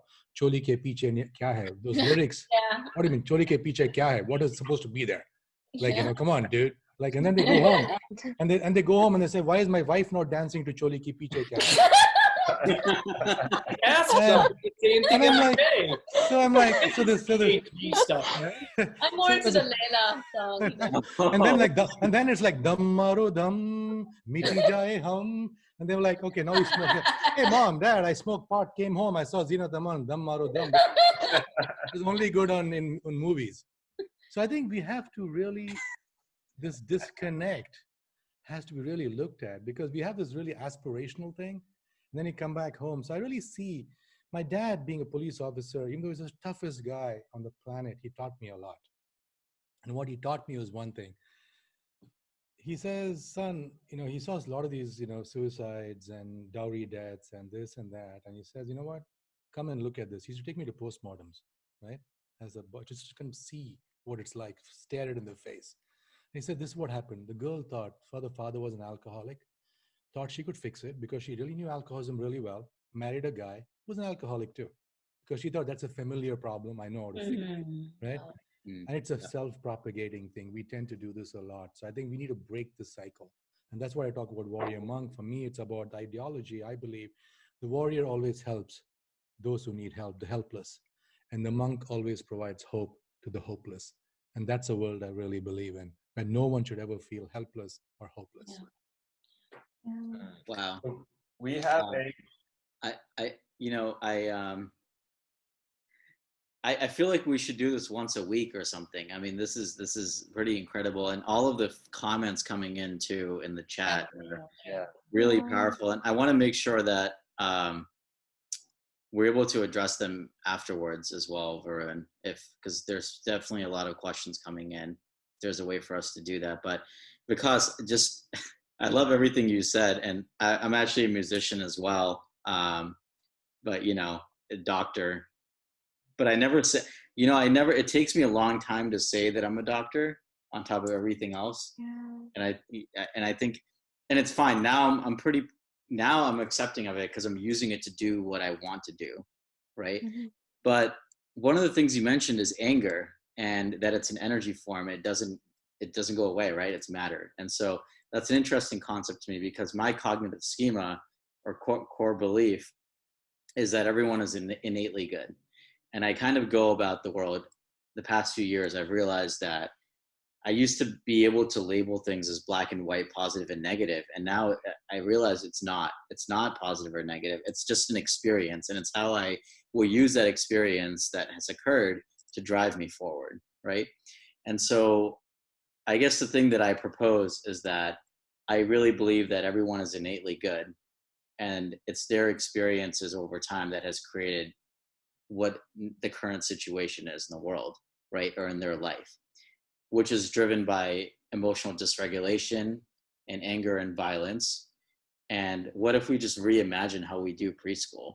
What if we start to integrate the concepts you're thinking about, providing tools for people to have outlets of how to express that energy through music and through the arts? And, you know, by the time they're dealing with their obstacles or things that they're facing, or these things that might normally bring out anger and violence, they can kind of just pull out this toolkit from their back pocket, and you create a society that is resilient in a way. And that's really what I want to propose to everyone, to encourage people to do, is like, what if we did that? Yeah, the US is much more proactive. Sorry, they're much more reactive than proactive, but let's shift it because it hasn't worked. Yes. Right.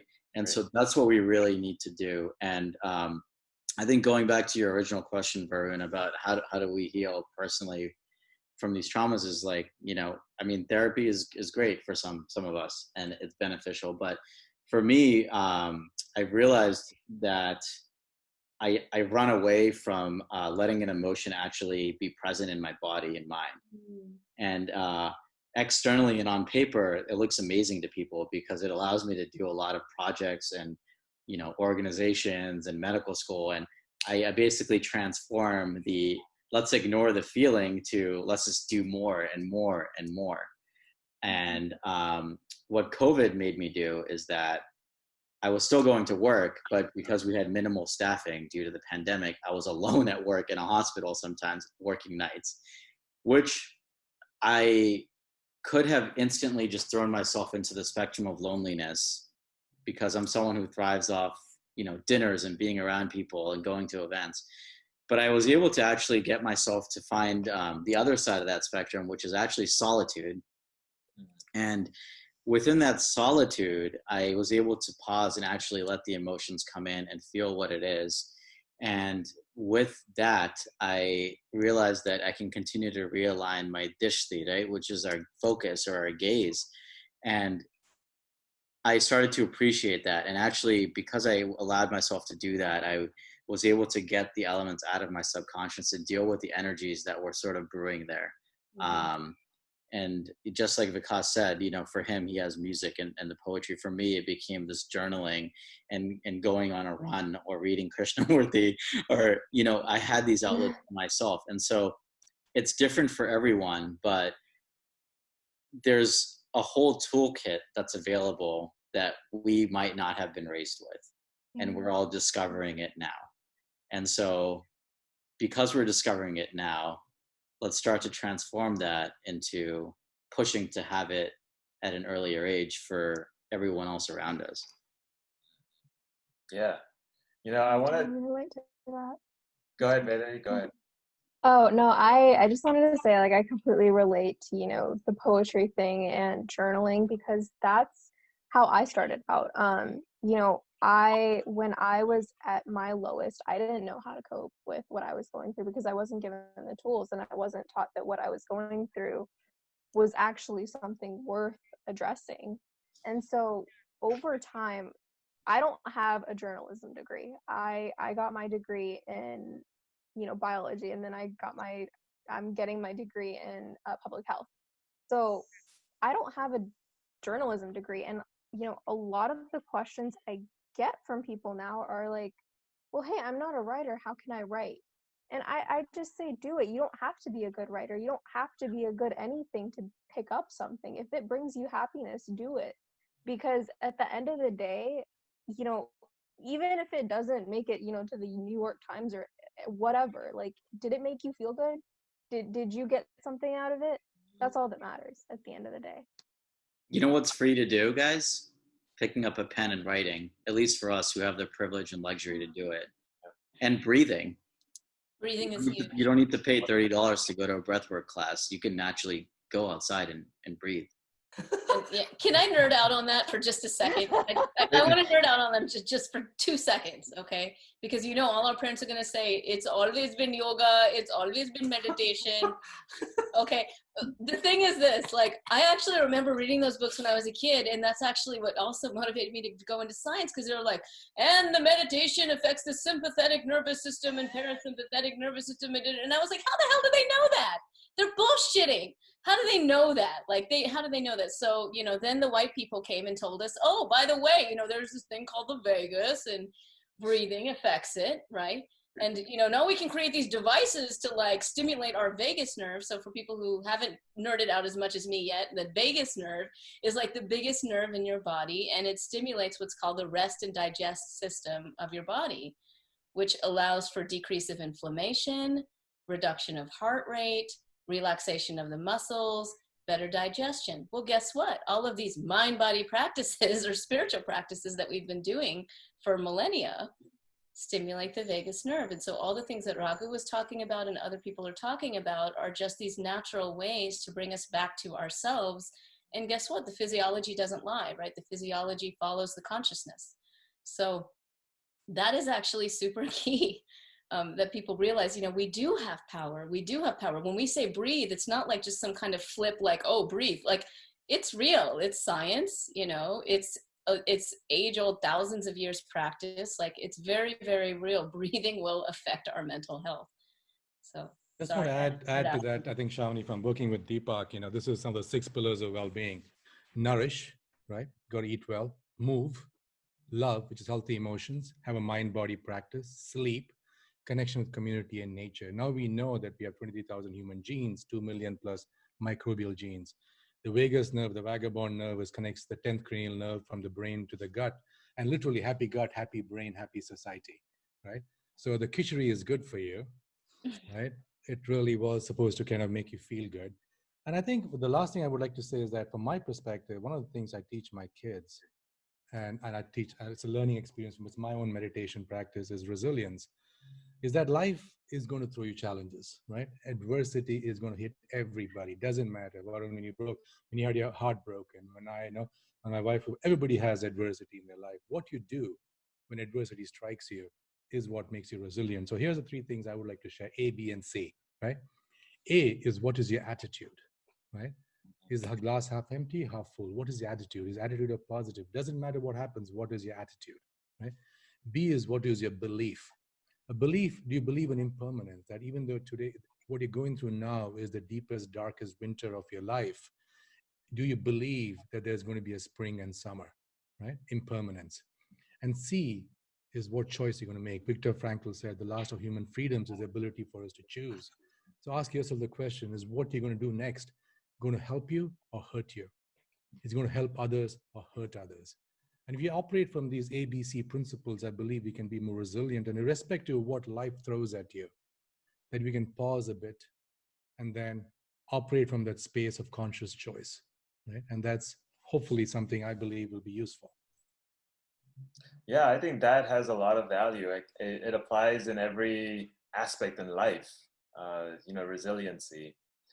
So we have a question from, there's a little, I'm not really good at multitasking. I apologize for interrupting you, but there was a question about drugs and hallucinogens, and I want to address it. And I'm going to address it with authenticity, because it needs to be addressed. And I'm going to speak from experience, not from, I'm not a scholar, I'm not an academic, and I know there's research that probably supports the opposite of what I'm going to say, or some spectrum of that oppositeness. So I think if we're going to talk about healing, then we really, and we want to imagine, what does it look like when we're healed? Well, Shamini kind of described it, right? This balance between the sympathetic, parasympathetic, a calm mind, open mind. Poonacha described it: attitude, belief, and choice. We're all describing what a healthy mind looks like. And we really, again, I want to emphasize, we have to make sure that the process, the means is the end.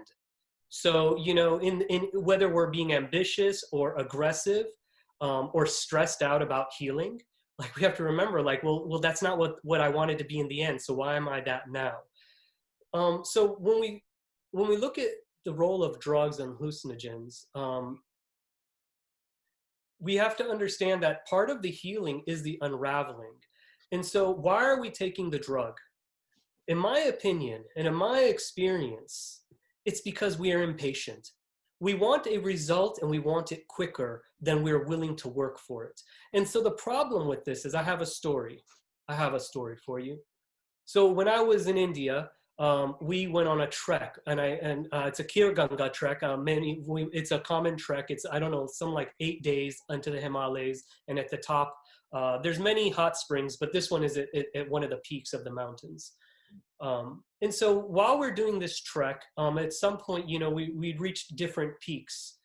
And so in the beginning of the trek, you know, we're kind of talking, catching up, look at this, look at that. And, you know, even throughout that day and then the next day, everyone's a little bit more quiet. By day 3, everyone's kind of like tired. And at the same time, there's nothing more to say. And at the same time, we've begun to learn to listen to nature and to listen to our breathing and our footsteps. And because we're kind of tired, we're kind of syncing our breath with our foot and kind of managing, we're in our bodies. Mm. And by the time we reach this peak on day 8, you know, I don't know, maybe it wasn't a special view. It was just the tops of the mountains. But when I got there, we put our stuff down, we paused, and we looked around. And we just soaked it in. Nobody said a word. Nobody took out a camera. We looked at it. And I believe, you know, I don't believe in temples, but I found Shiva in those mountains, right? Now I found the true temple of God in those Himalayas. And while I'm going through this process, a helicopter comes and lands. And out comes the Indians like a clown car. And they come out with the chai and the someone tick, tick, tick, tick, tick, tick, and everyone's taking selfies and drinking chai and talking and stuff. And then the chai khatam ho gayi yaar samosa bhi nahi hai, let's get chalo wapas. They get back in the helicopter. The helicopter goes off. So the difference was we had earned the view. A woman who's pregnant for 9 months learns to be a mother. There's a process in this. And so we prepare the body for that wisdom, that unraveling, because it comes as it should come. When you take drugs, you're taking that helicopter. And so what happens, man, you're on drugs. Correct me if I'm wrong, because I've been there. Oh, you become Krishna Murti in a day, and what happens 2 days later? You don't remember a single thing. You can't even read your own writing. You don't know anything. You can't even understand the experience, because all of us who've been on hallucinogens, who've been on acid, we still ask the question, is it real? Well, I'll tell you what, it is real. And I can answer that because I've been there through meditation. I got to that reality. I got to the reality where molecules leave and enter. And what you're seeing on acid is actually the trail of the molecule leaving and coming back. But I never understood this until I got to that same reality, the same dissolving into the particle form through meditation. Then I understood what I was seeing, because that was 10 days of isolation, silence, and 140 hours of meditation. I earned the right to understand the wisdom of where I was at that moment, right? Wow. So you can take all the drugs you want, but ask yourself, what's the rush? Where are you trying to, you're not ready to get there. That's why you want to take the drugs. So I understand it. And I know people are talking about, you know, using drugs as a cushion, and I'm not trying to offend anyone, but there's no rush, because you won't be ready for that place. Vikas, can we just set up a weekly call, me and you? This is great. I mean, because I gave a talk last summer, actually, in Mexico about this at a retreat. And I went to Wesleyan. There's actually a day every year at Wesleyan that's dedicated to hallucinogens. We had one at Columbia too. It was called Reality Fest. Yeah, ours is called Zonker Harris Day, after a guy named Zonker Harris. Okay, and we have one in India. It's called Holi. Yeah, Holi as well. And so here's Shiva was a rock star. If you want a god, Shiva, dance, bang. Your story is resonates so hard with me, because actually this summer before I started medical school, I went on a trek, and I was supposed to go with another friend of mine who didn't end up getting a visa. And so it actually just became me and a guide. And we went during a time in June where the actual national park closed while we were inside of it. I've never done a hike more than 2 hours at that point in my life. And this was a 14-day trek. Wow. And you realize you learn a lot about yourself, but you also learn that the only option you have is to keep going forward. Yes. Dark or rain, or you'll die. So yes. Even if you're crying. Yeah. And I hit the same points as you, and it's a pretty amazing discovery. And here's the thing, right? Everything that we want and need is already within us and in our minds. And so, I think that with the psychedelics and drugs, plant medicine, whatever people want to refer to it as, like, what I tell people is that, okay, sure, it'll give you a glimpse of what that could be. And if you want to do it to get that glimpse and to understand it, fine. But it's pointless unless you're going to follow it up by actually creating a practice for yourself. Because, I'm not an acid guy, but I've done mushrooms and psilocybin, like pretty hefty doses of it in the past. And what I'll say is that they were pretty amazing experiences for sure, guaranteed, 100% amazing experiences. But the experiences that I get from meditation and from breath work, they're not even, they're, you know, the mushrooms are not even close to that over time. And so, and that's sustained. And so, yeah, you know, I see these people in Venice and Santa Monica, they go on these ayahuasca retreats and then they come back and do what? They talk about it for like a month thinking they're enlightened. And then they go back to their normal lives. They don't make any, there's no changes being made. And so there's no shortcut to this discovery, right? But it's within us and it's already, the beauty is already there. And so I mean, I agree with you. And, but at the same time, I'm also really excited about the potential for mental health professionals to use these as a catalyst for those with maybe significant traumas in a very guided way. Yeah. As long as, and I really hope that it doesn't become this Band-Aid that we throw on again. It needs to become used as a catalyst. And so if someone is stuck on an island and they need to get to the mainland, it can become the bridge. And if we look at the way it's been used, again, in indigenous culture for millennia, it's a spiritual therapy. I've had long conversations. I think you know my friend Joe Tafore. I actually just did a podcast with him today, and he's done one with me. And we explored the Shipibo tradition of ayahuasca. And we came to the understanding that it was actually spiritual healing with sound, right? The ayahuasca opens the door. So again, in our materialist-based culture, we just think that it's the drug, it's the chemical. It's actually not. It is a spiritual therapy, but it doesn't necessarily allow for deep integration, right? And so these kinds of practices that we do allow us to actually integrate so that we can enjoy the path, right? The path is the destination, as you say. Yeah, and like I said, I mean, I think, you know, there's no one way for anything. And I think you're absolutely right. I mean, one of the things, you know, there's a good resource. Folks are asking for resources. I want to throw this out there. There's a course called, the theory is called Organic Intelligence, and the course is called End of Trauma, EOTC course, the End of Trauma course. And it's really amazing. And one of the things we really work on, one of the foundations of that course is fixing what's wrong with what's right. And really kind of like understanding that the things that are wrong are these, is really the disintegrated parts of our being. And the things that are right are the integrated parts. And when I meditated upon this concept, when I, you know, did a meditation, what I found is that when I looked at what was wrong, not only did I find isolated parts and disintegrated parts, but when I looked at what was right, I found one part that was right, and I found how it was connected to another part that was right, and a whole web of interconnection. And it got me thinking, in order for anything to exist, in order for matter to exist, and in order for a piece of fabric to exist, in order for me to continue to live, there has to be more right than wrong. In order for a relationship to continue, there has to be more right than wrong. Because if there's more wrong than right, then I'm going to be in hospice. If I have more organs failing than are working, I will be in hospice. And if the fabric has more broken than is right, then the fabric is deteriorating. It's now going into organic dirt. So whenever we're looking at ourselves and we're looking at the world, if it's functioning at any level, there has to be more wrong than there is right. And even in the wrong, even in the broken, there is something working. Because if the broken continues to exist, like the broken education system, the broken medical system, all of this has to do with capitalism. Something is working, capitalism is working. Don't say the system is broken, it's working. Even within the broken, if it continues to continue broken, a broken relationship that continues, well, something's working for somebody, right?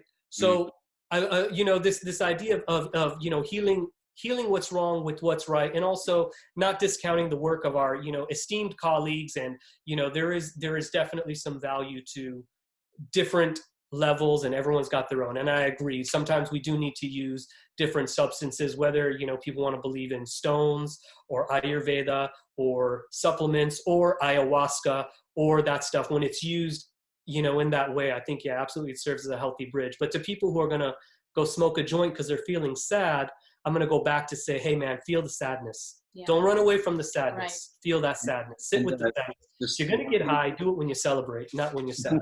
One thing I'll just add really, really quick is that, you know, maybe these substances can convert the window to a door for some people, but they're not going to take you through the door. Well said.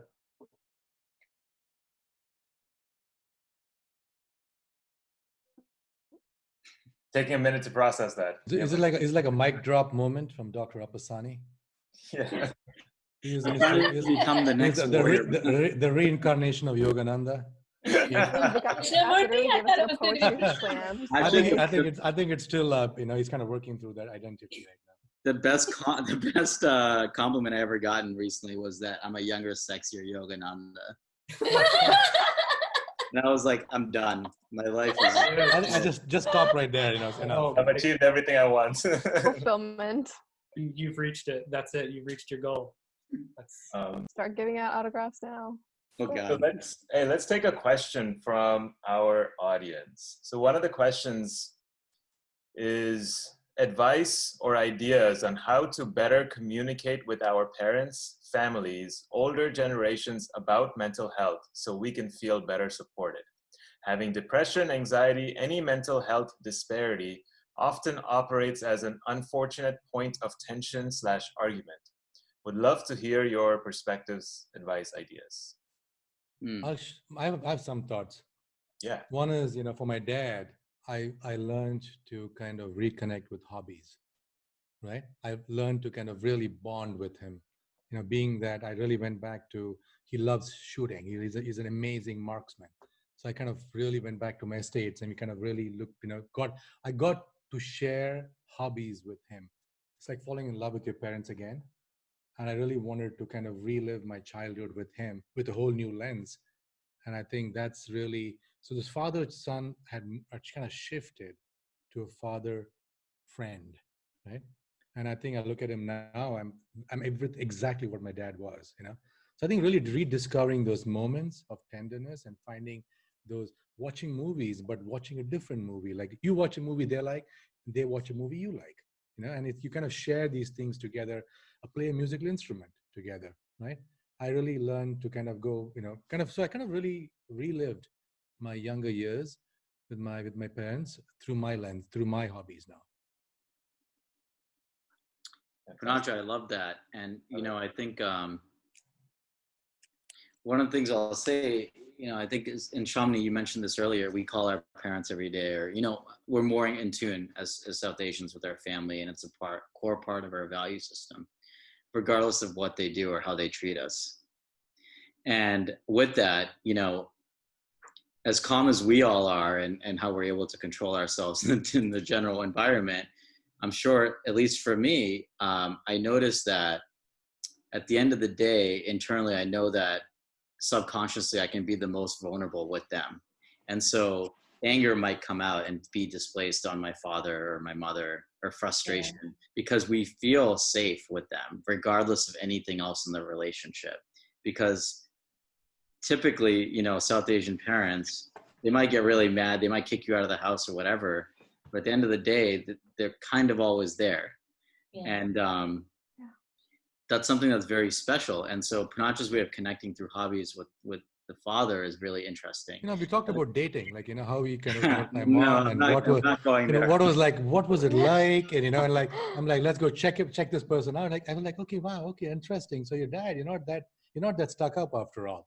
And he was telling me, how I rode my motorcycle to meet your mom. And, so I think reliving these stories, because they always put on this I am a dad, I should be this. And I think the Indian mother is actually, the most interesting creature in the world.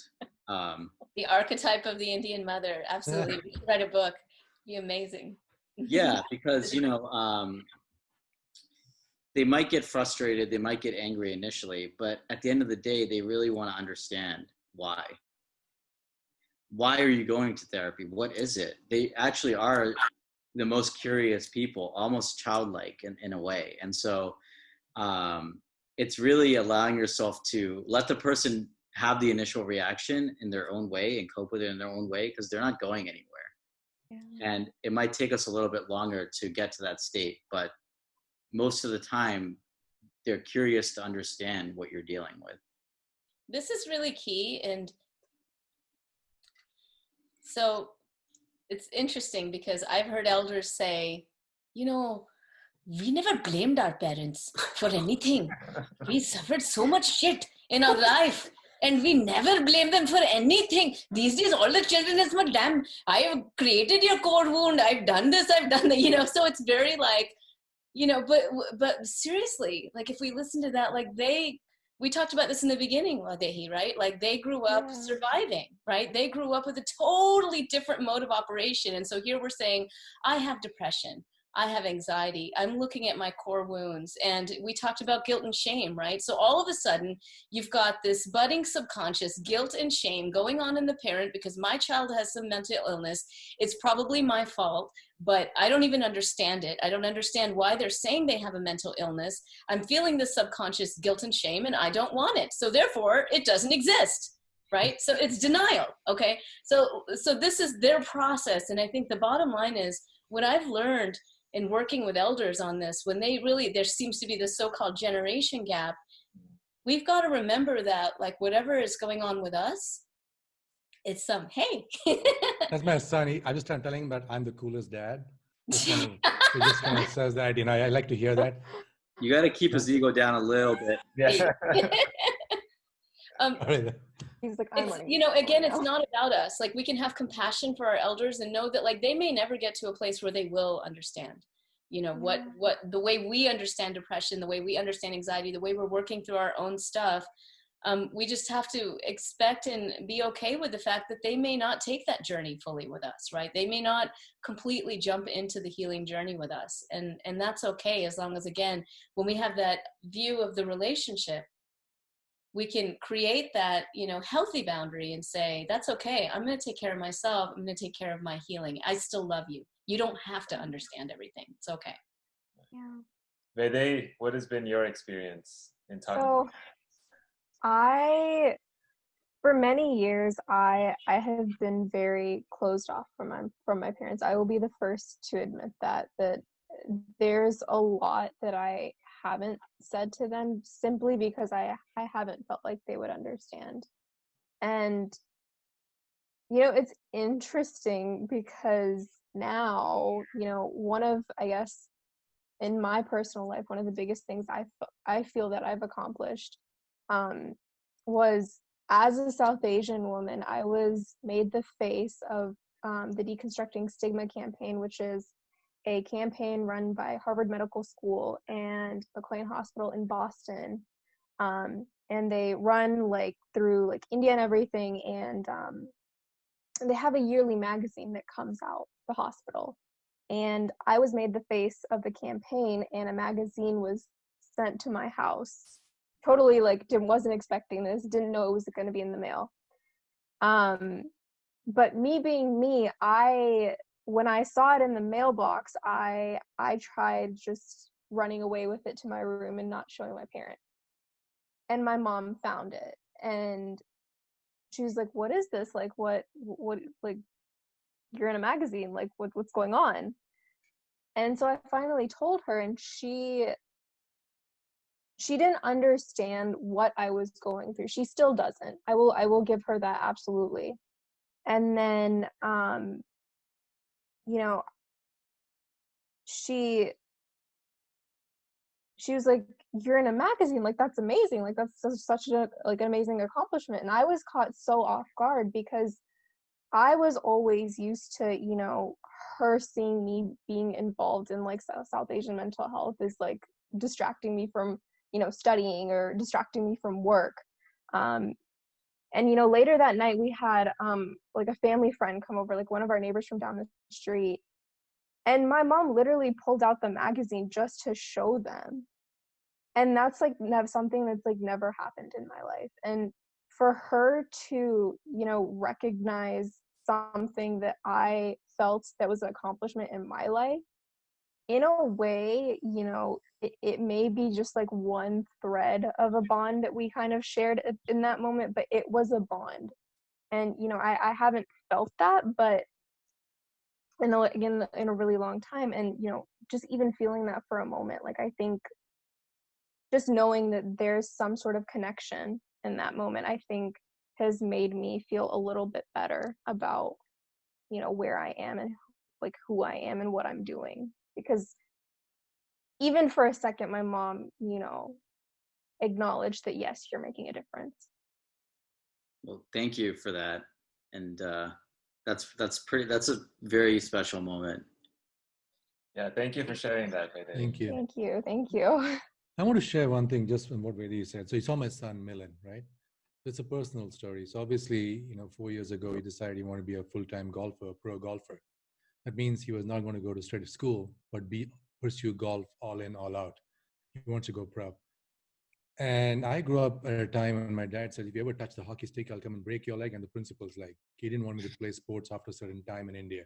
I was a very good hockey goalkeeper. Right? I gave up my hockey career as soon as I entered engineering college. So when my son decided that he wanted to be a pro golfer and he's going to leave school in India, this was 4 years ago, I was like, oh my God, what are we going to do? Don't you have a career? Even me, who I thought I was so open-minded. And then I said, my parents will never understand. You know what, my dad and mom, they're like, man, we have too many engineers, doctors, lawyers. So grateful that he wants to do sports. Sometimes I just realized we have this image of what we think our parents are. Mm-hmm. And sometimes it's just like going and, and I don't know, I give my credit to my wife. She said, just tell them, why are you so shit scared of your dad? You're like 45. I said, no, you don't understand. I'm shit scared of my dad. Even at 50, I'm shit scared of my dad. She's like, grow up, be a man. I'm like, okay. So that's remember, sometimes just giving them that little bit of even credit that they might have seen life a little bit more. And I realized, and they said, you know what? He should go play golf. He should now go back to the US and be a full-time golfer. So happy. And that actually gave me a little bit of, so sometimes I think it's just being transparent. And I realized as an Indian son growing up in India, I wasn't as transparent with them. I never gave them enough credit. Now, as I'm 50, I give them a lot of credit and I've stopped filtering, just letting them, address it and deal with it. Yeah, that's a really interesting point. And, I think that my mother visited me this past year at one point, and before she left to India, I think it was back in the fall, some 3-day weekend. And, we had gone out for an early birthday dinner and she said, I'm proud of you of everything you're doing, but classic Indian parents, I worry that you're not focusing on your personal life at all, which you all know what that means. So, I said, no, I'm happy. I'm working through some stuff. I got a therapist and all that. And, I'm doing fine. Right.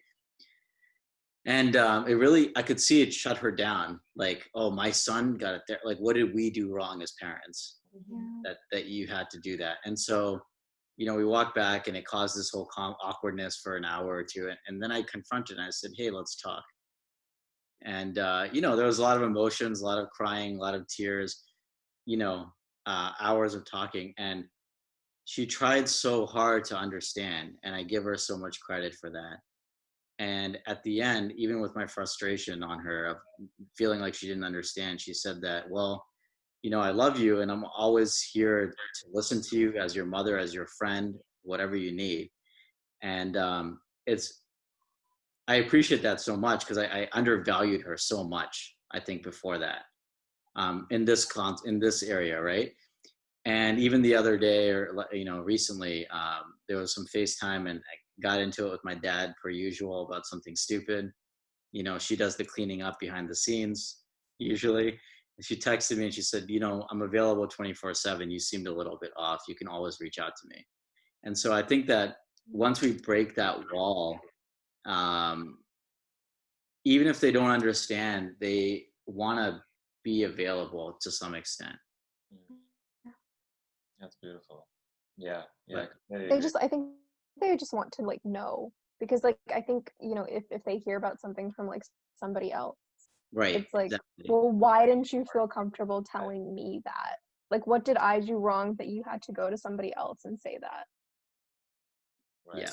So, we all sharing our age. I don't know why I don't care to share my age, but so I'm 47 and, parents came here in 74. And I remember, when I came, we were the first big wave of Indians to come, and we were kind of that first generation. And there wasn't a lot of like answers for us. There wasn't a lot of like books or movies and whatever, Mississippi Masala and all this stuff was like a big deal then, right? And it took me a long time, and maybe I'm speaking to the choir, and maybe this is like a no-brainer thing, but I remember the time, I remember the day, I remember the afternoon. I think we were talking about prom or something like that, or it was something about dating or something came up, and me and my mom were talking, and I realized, I said, you know, when you grow up in the same country, in the same culture, as you get older, you become more and more similar to your parents.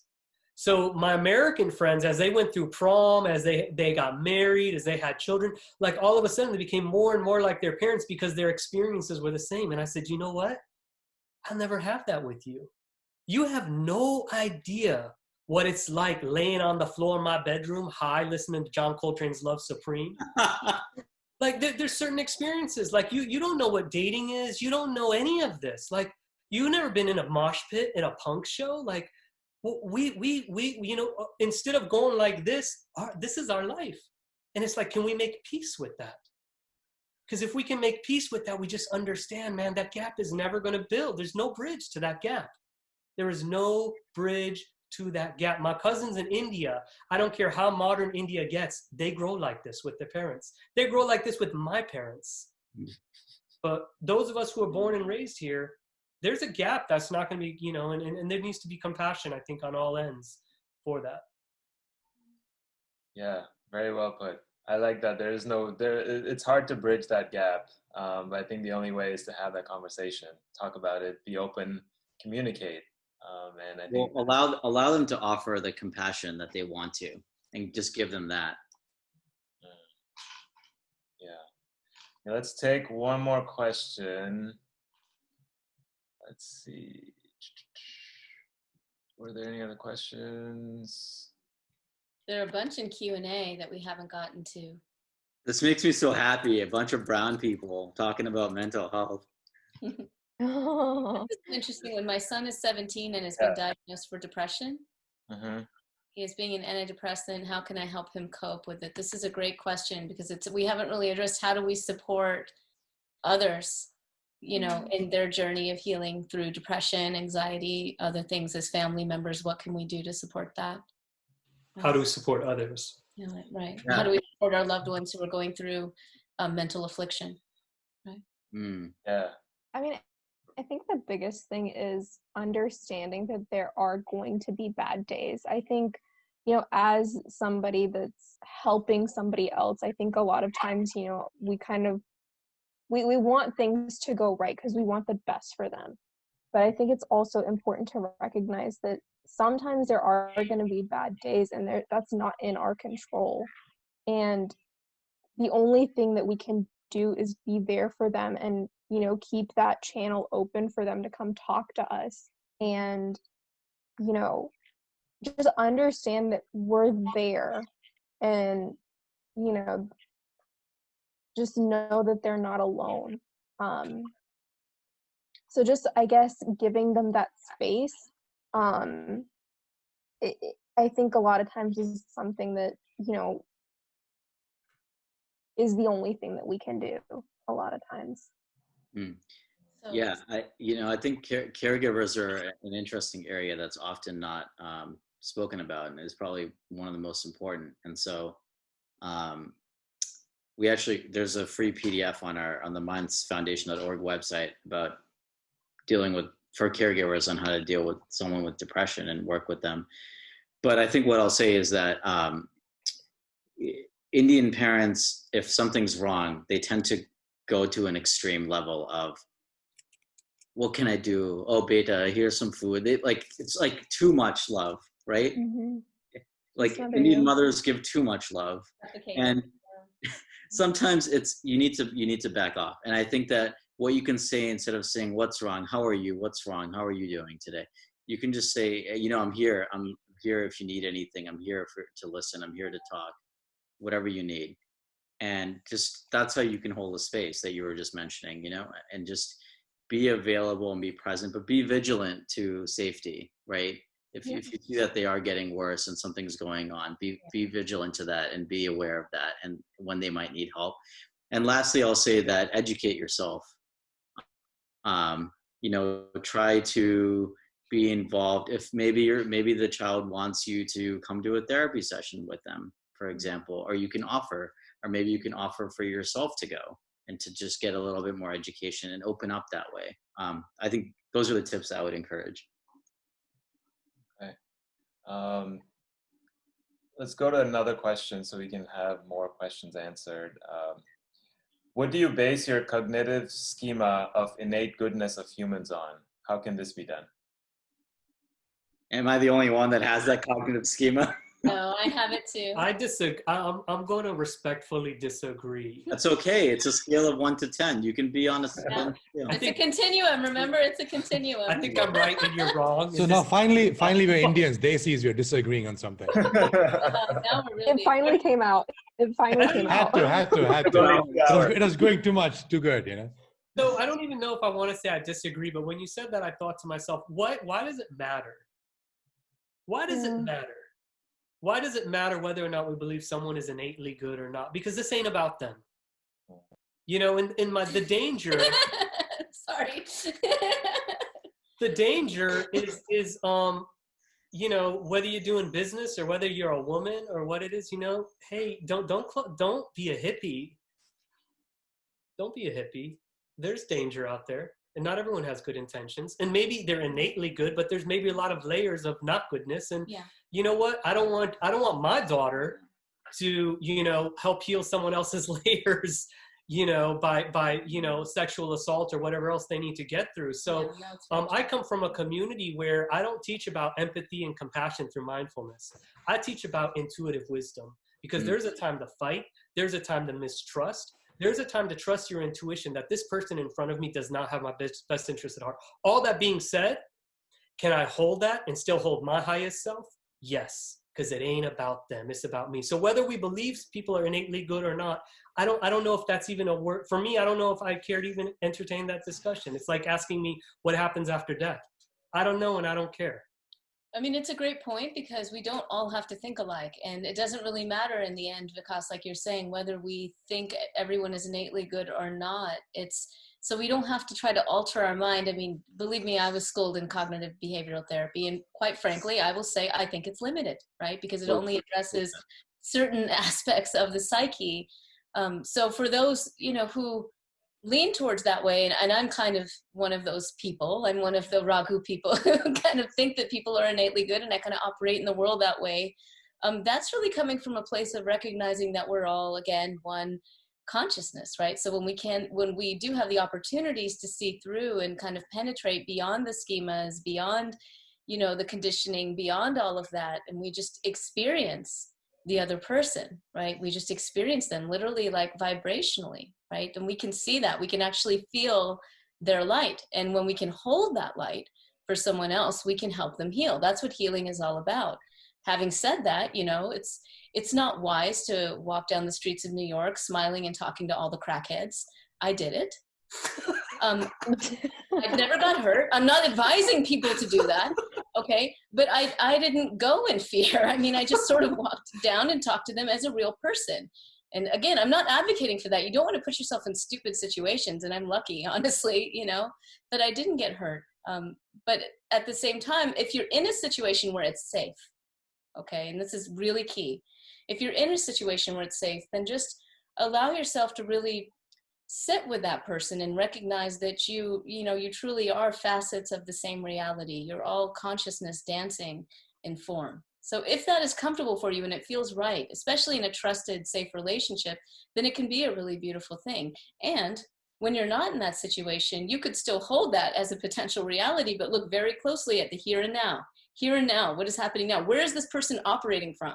Even if they are innately good, like where are they operating from right now? Am I safe? And if you were in a situation, and this going back to the DV, you know, the domestic violence, where you can really love a person and you can really see the innate goodness in them, you can feel that aspect of their soul, but they're hurting you, you need to leave.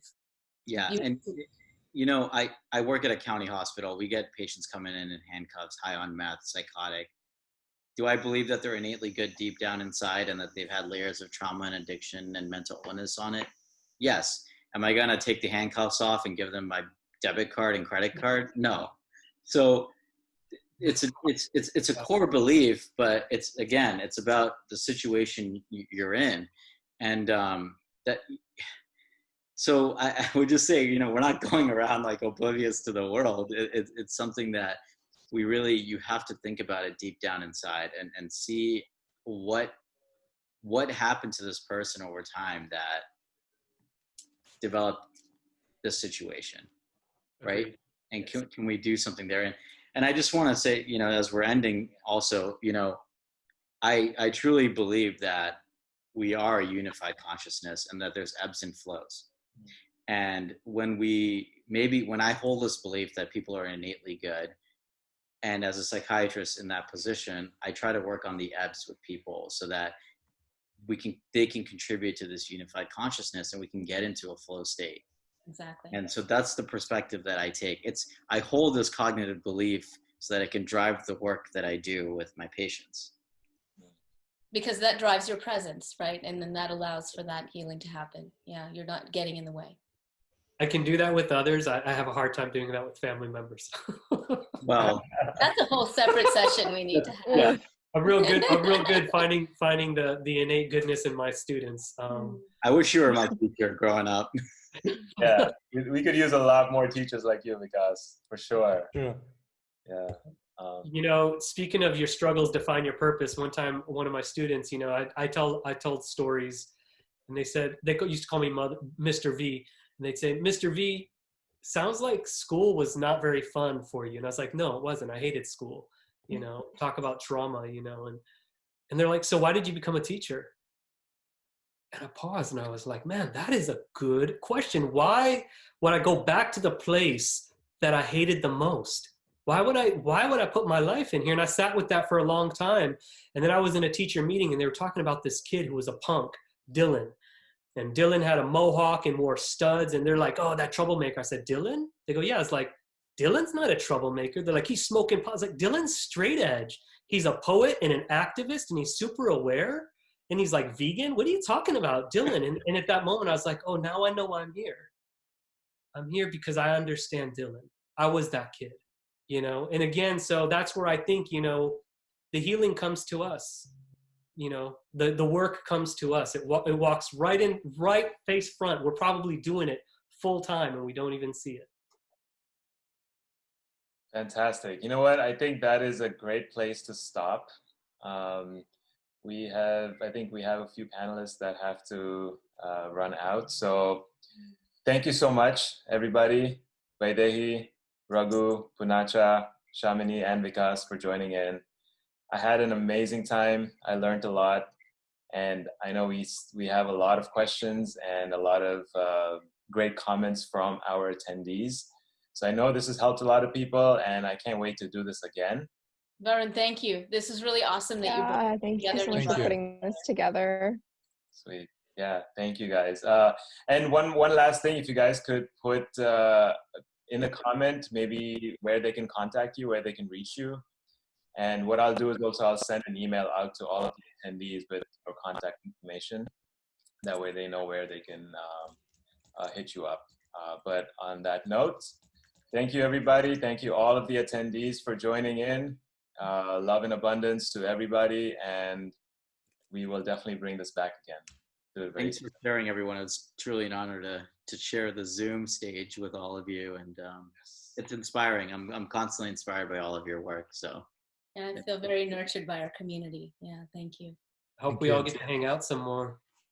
Hey, I'm here. I'm actually going to go see Poonacha Saturday if you guys want to join me. You know, exactly. And after that, it's going to be all mayhem, you know. Where is this? In San Diego? Or? Yeah, we're going to be hanging out at the Yogananda's ashram because that'll be nice. Beautiful. Yeah. Well, we're going to have to get together. Yes. I haven't been to Gandhi in years, so I need to come back. East Coast, West Coast. Right? Yeah. Right. We can zoom in and dial in each other. Party till 10:15. Right? Really great.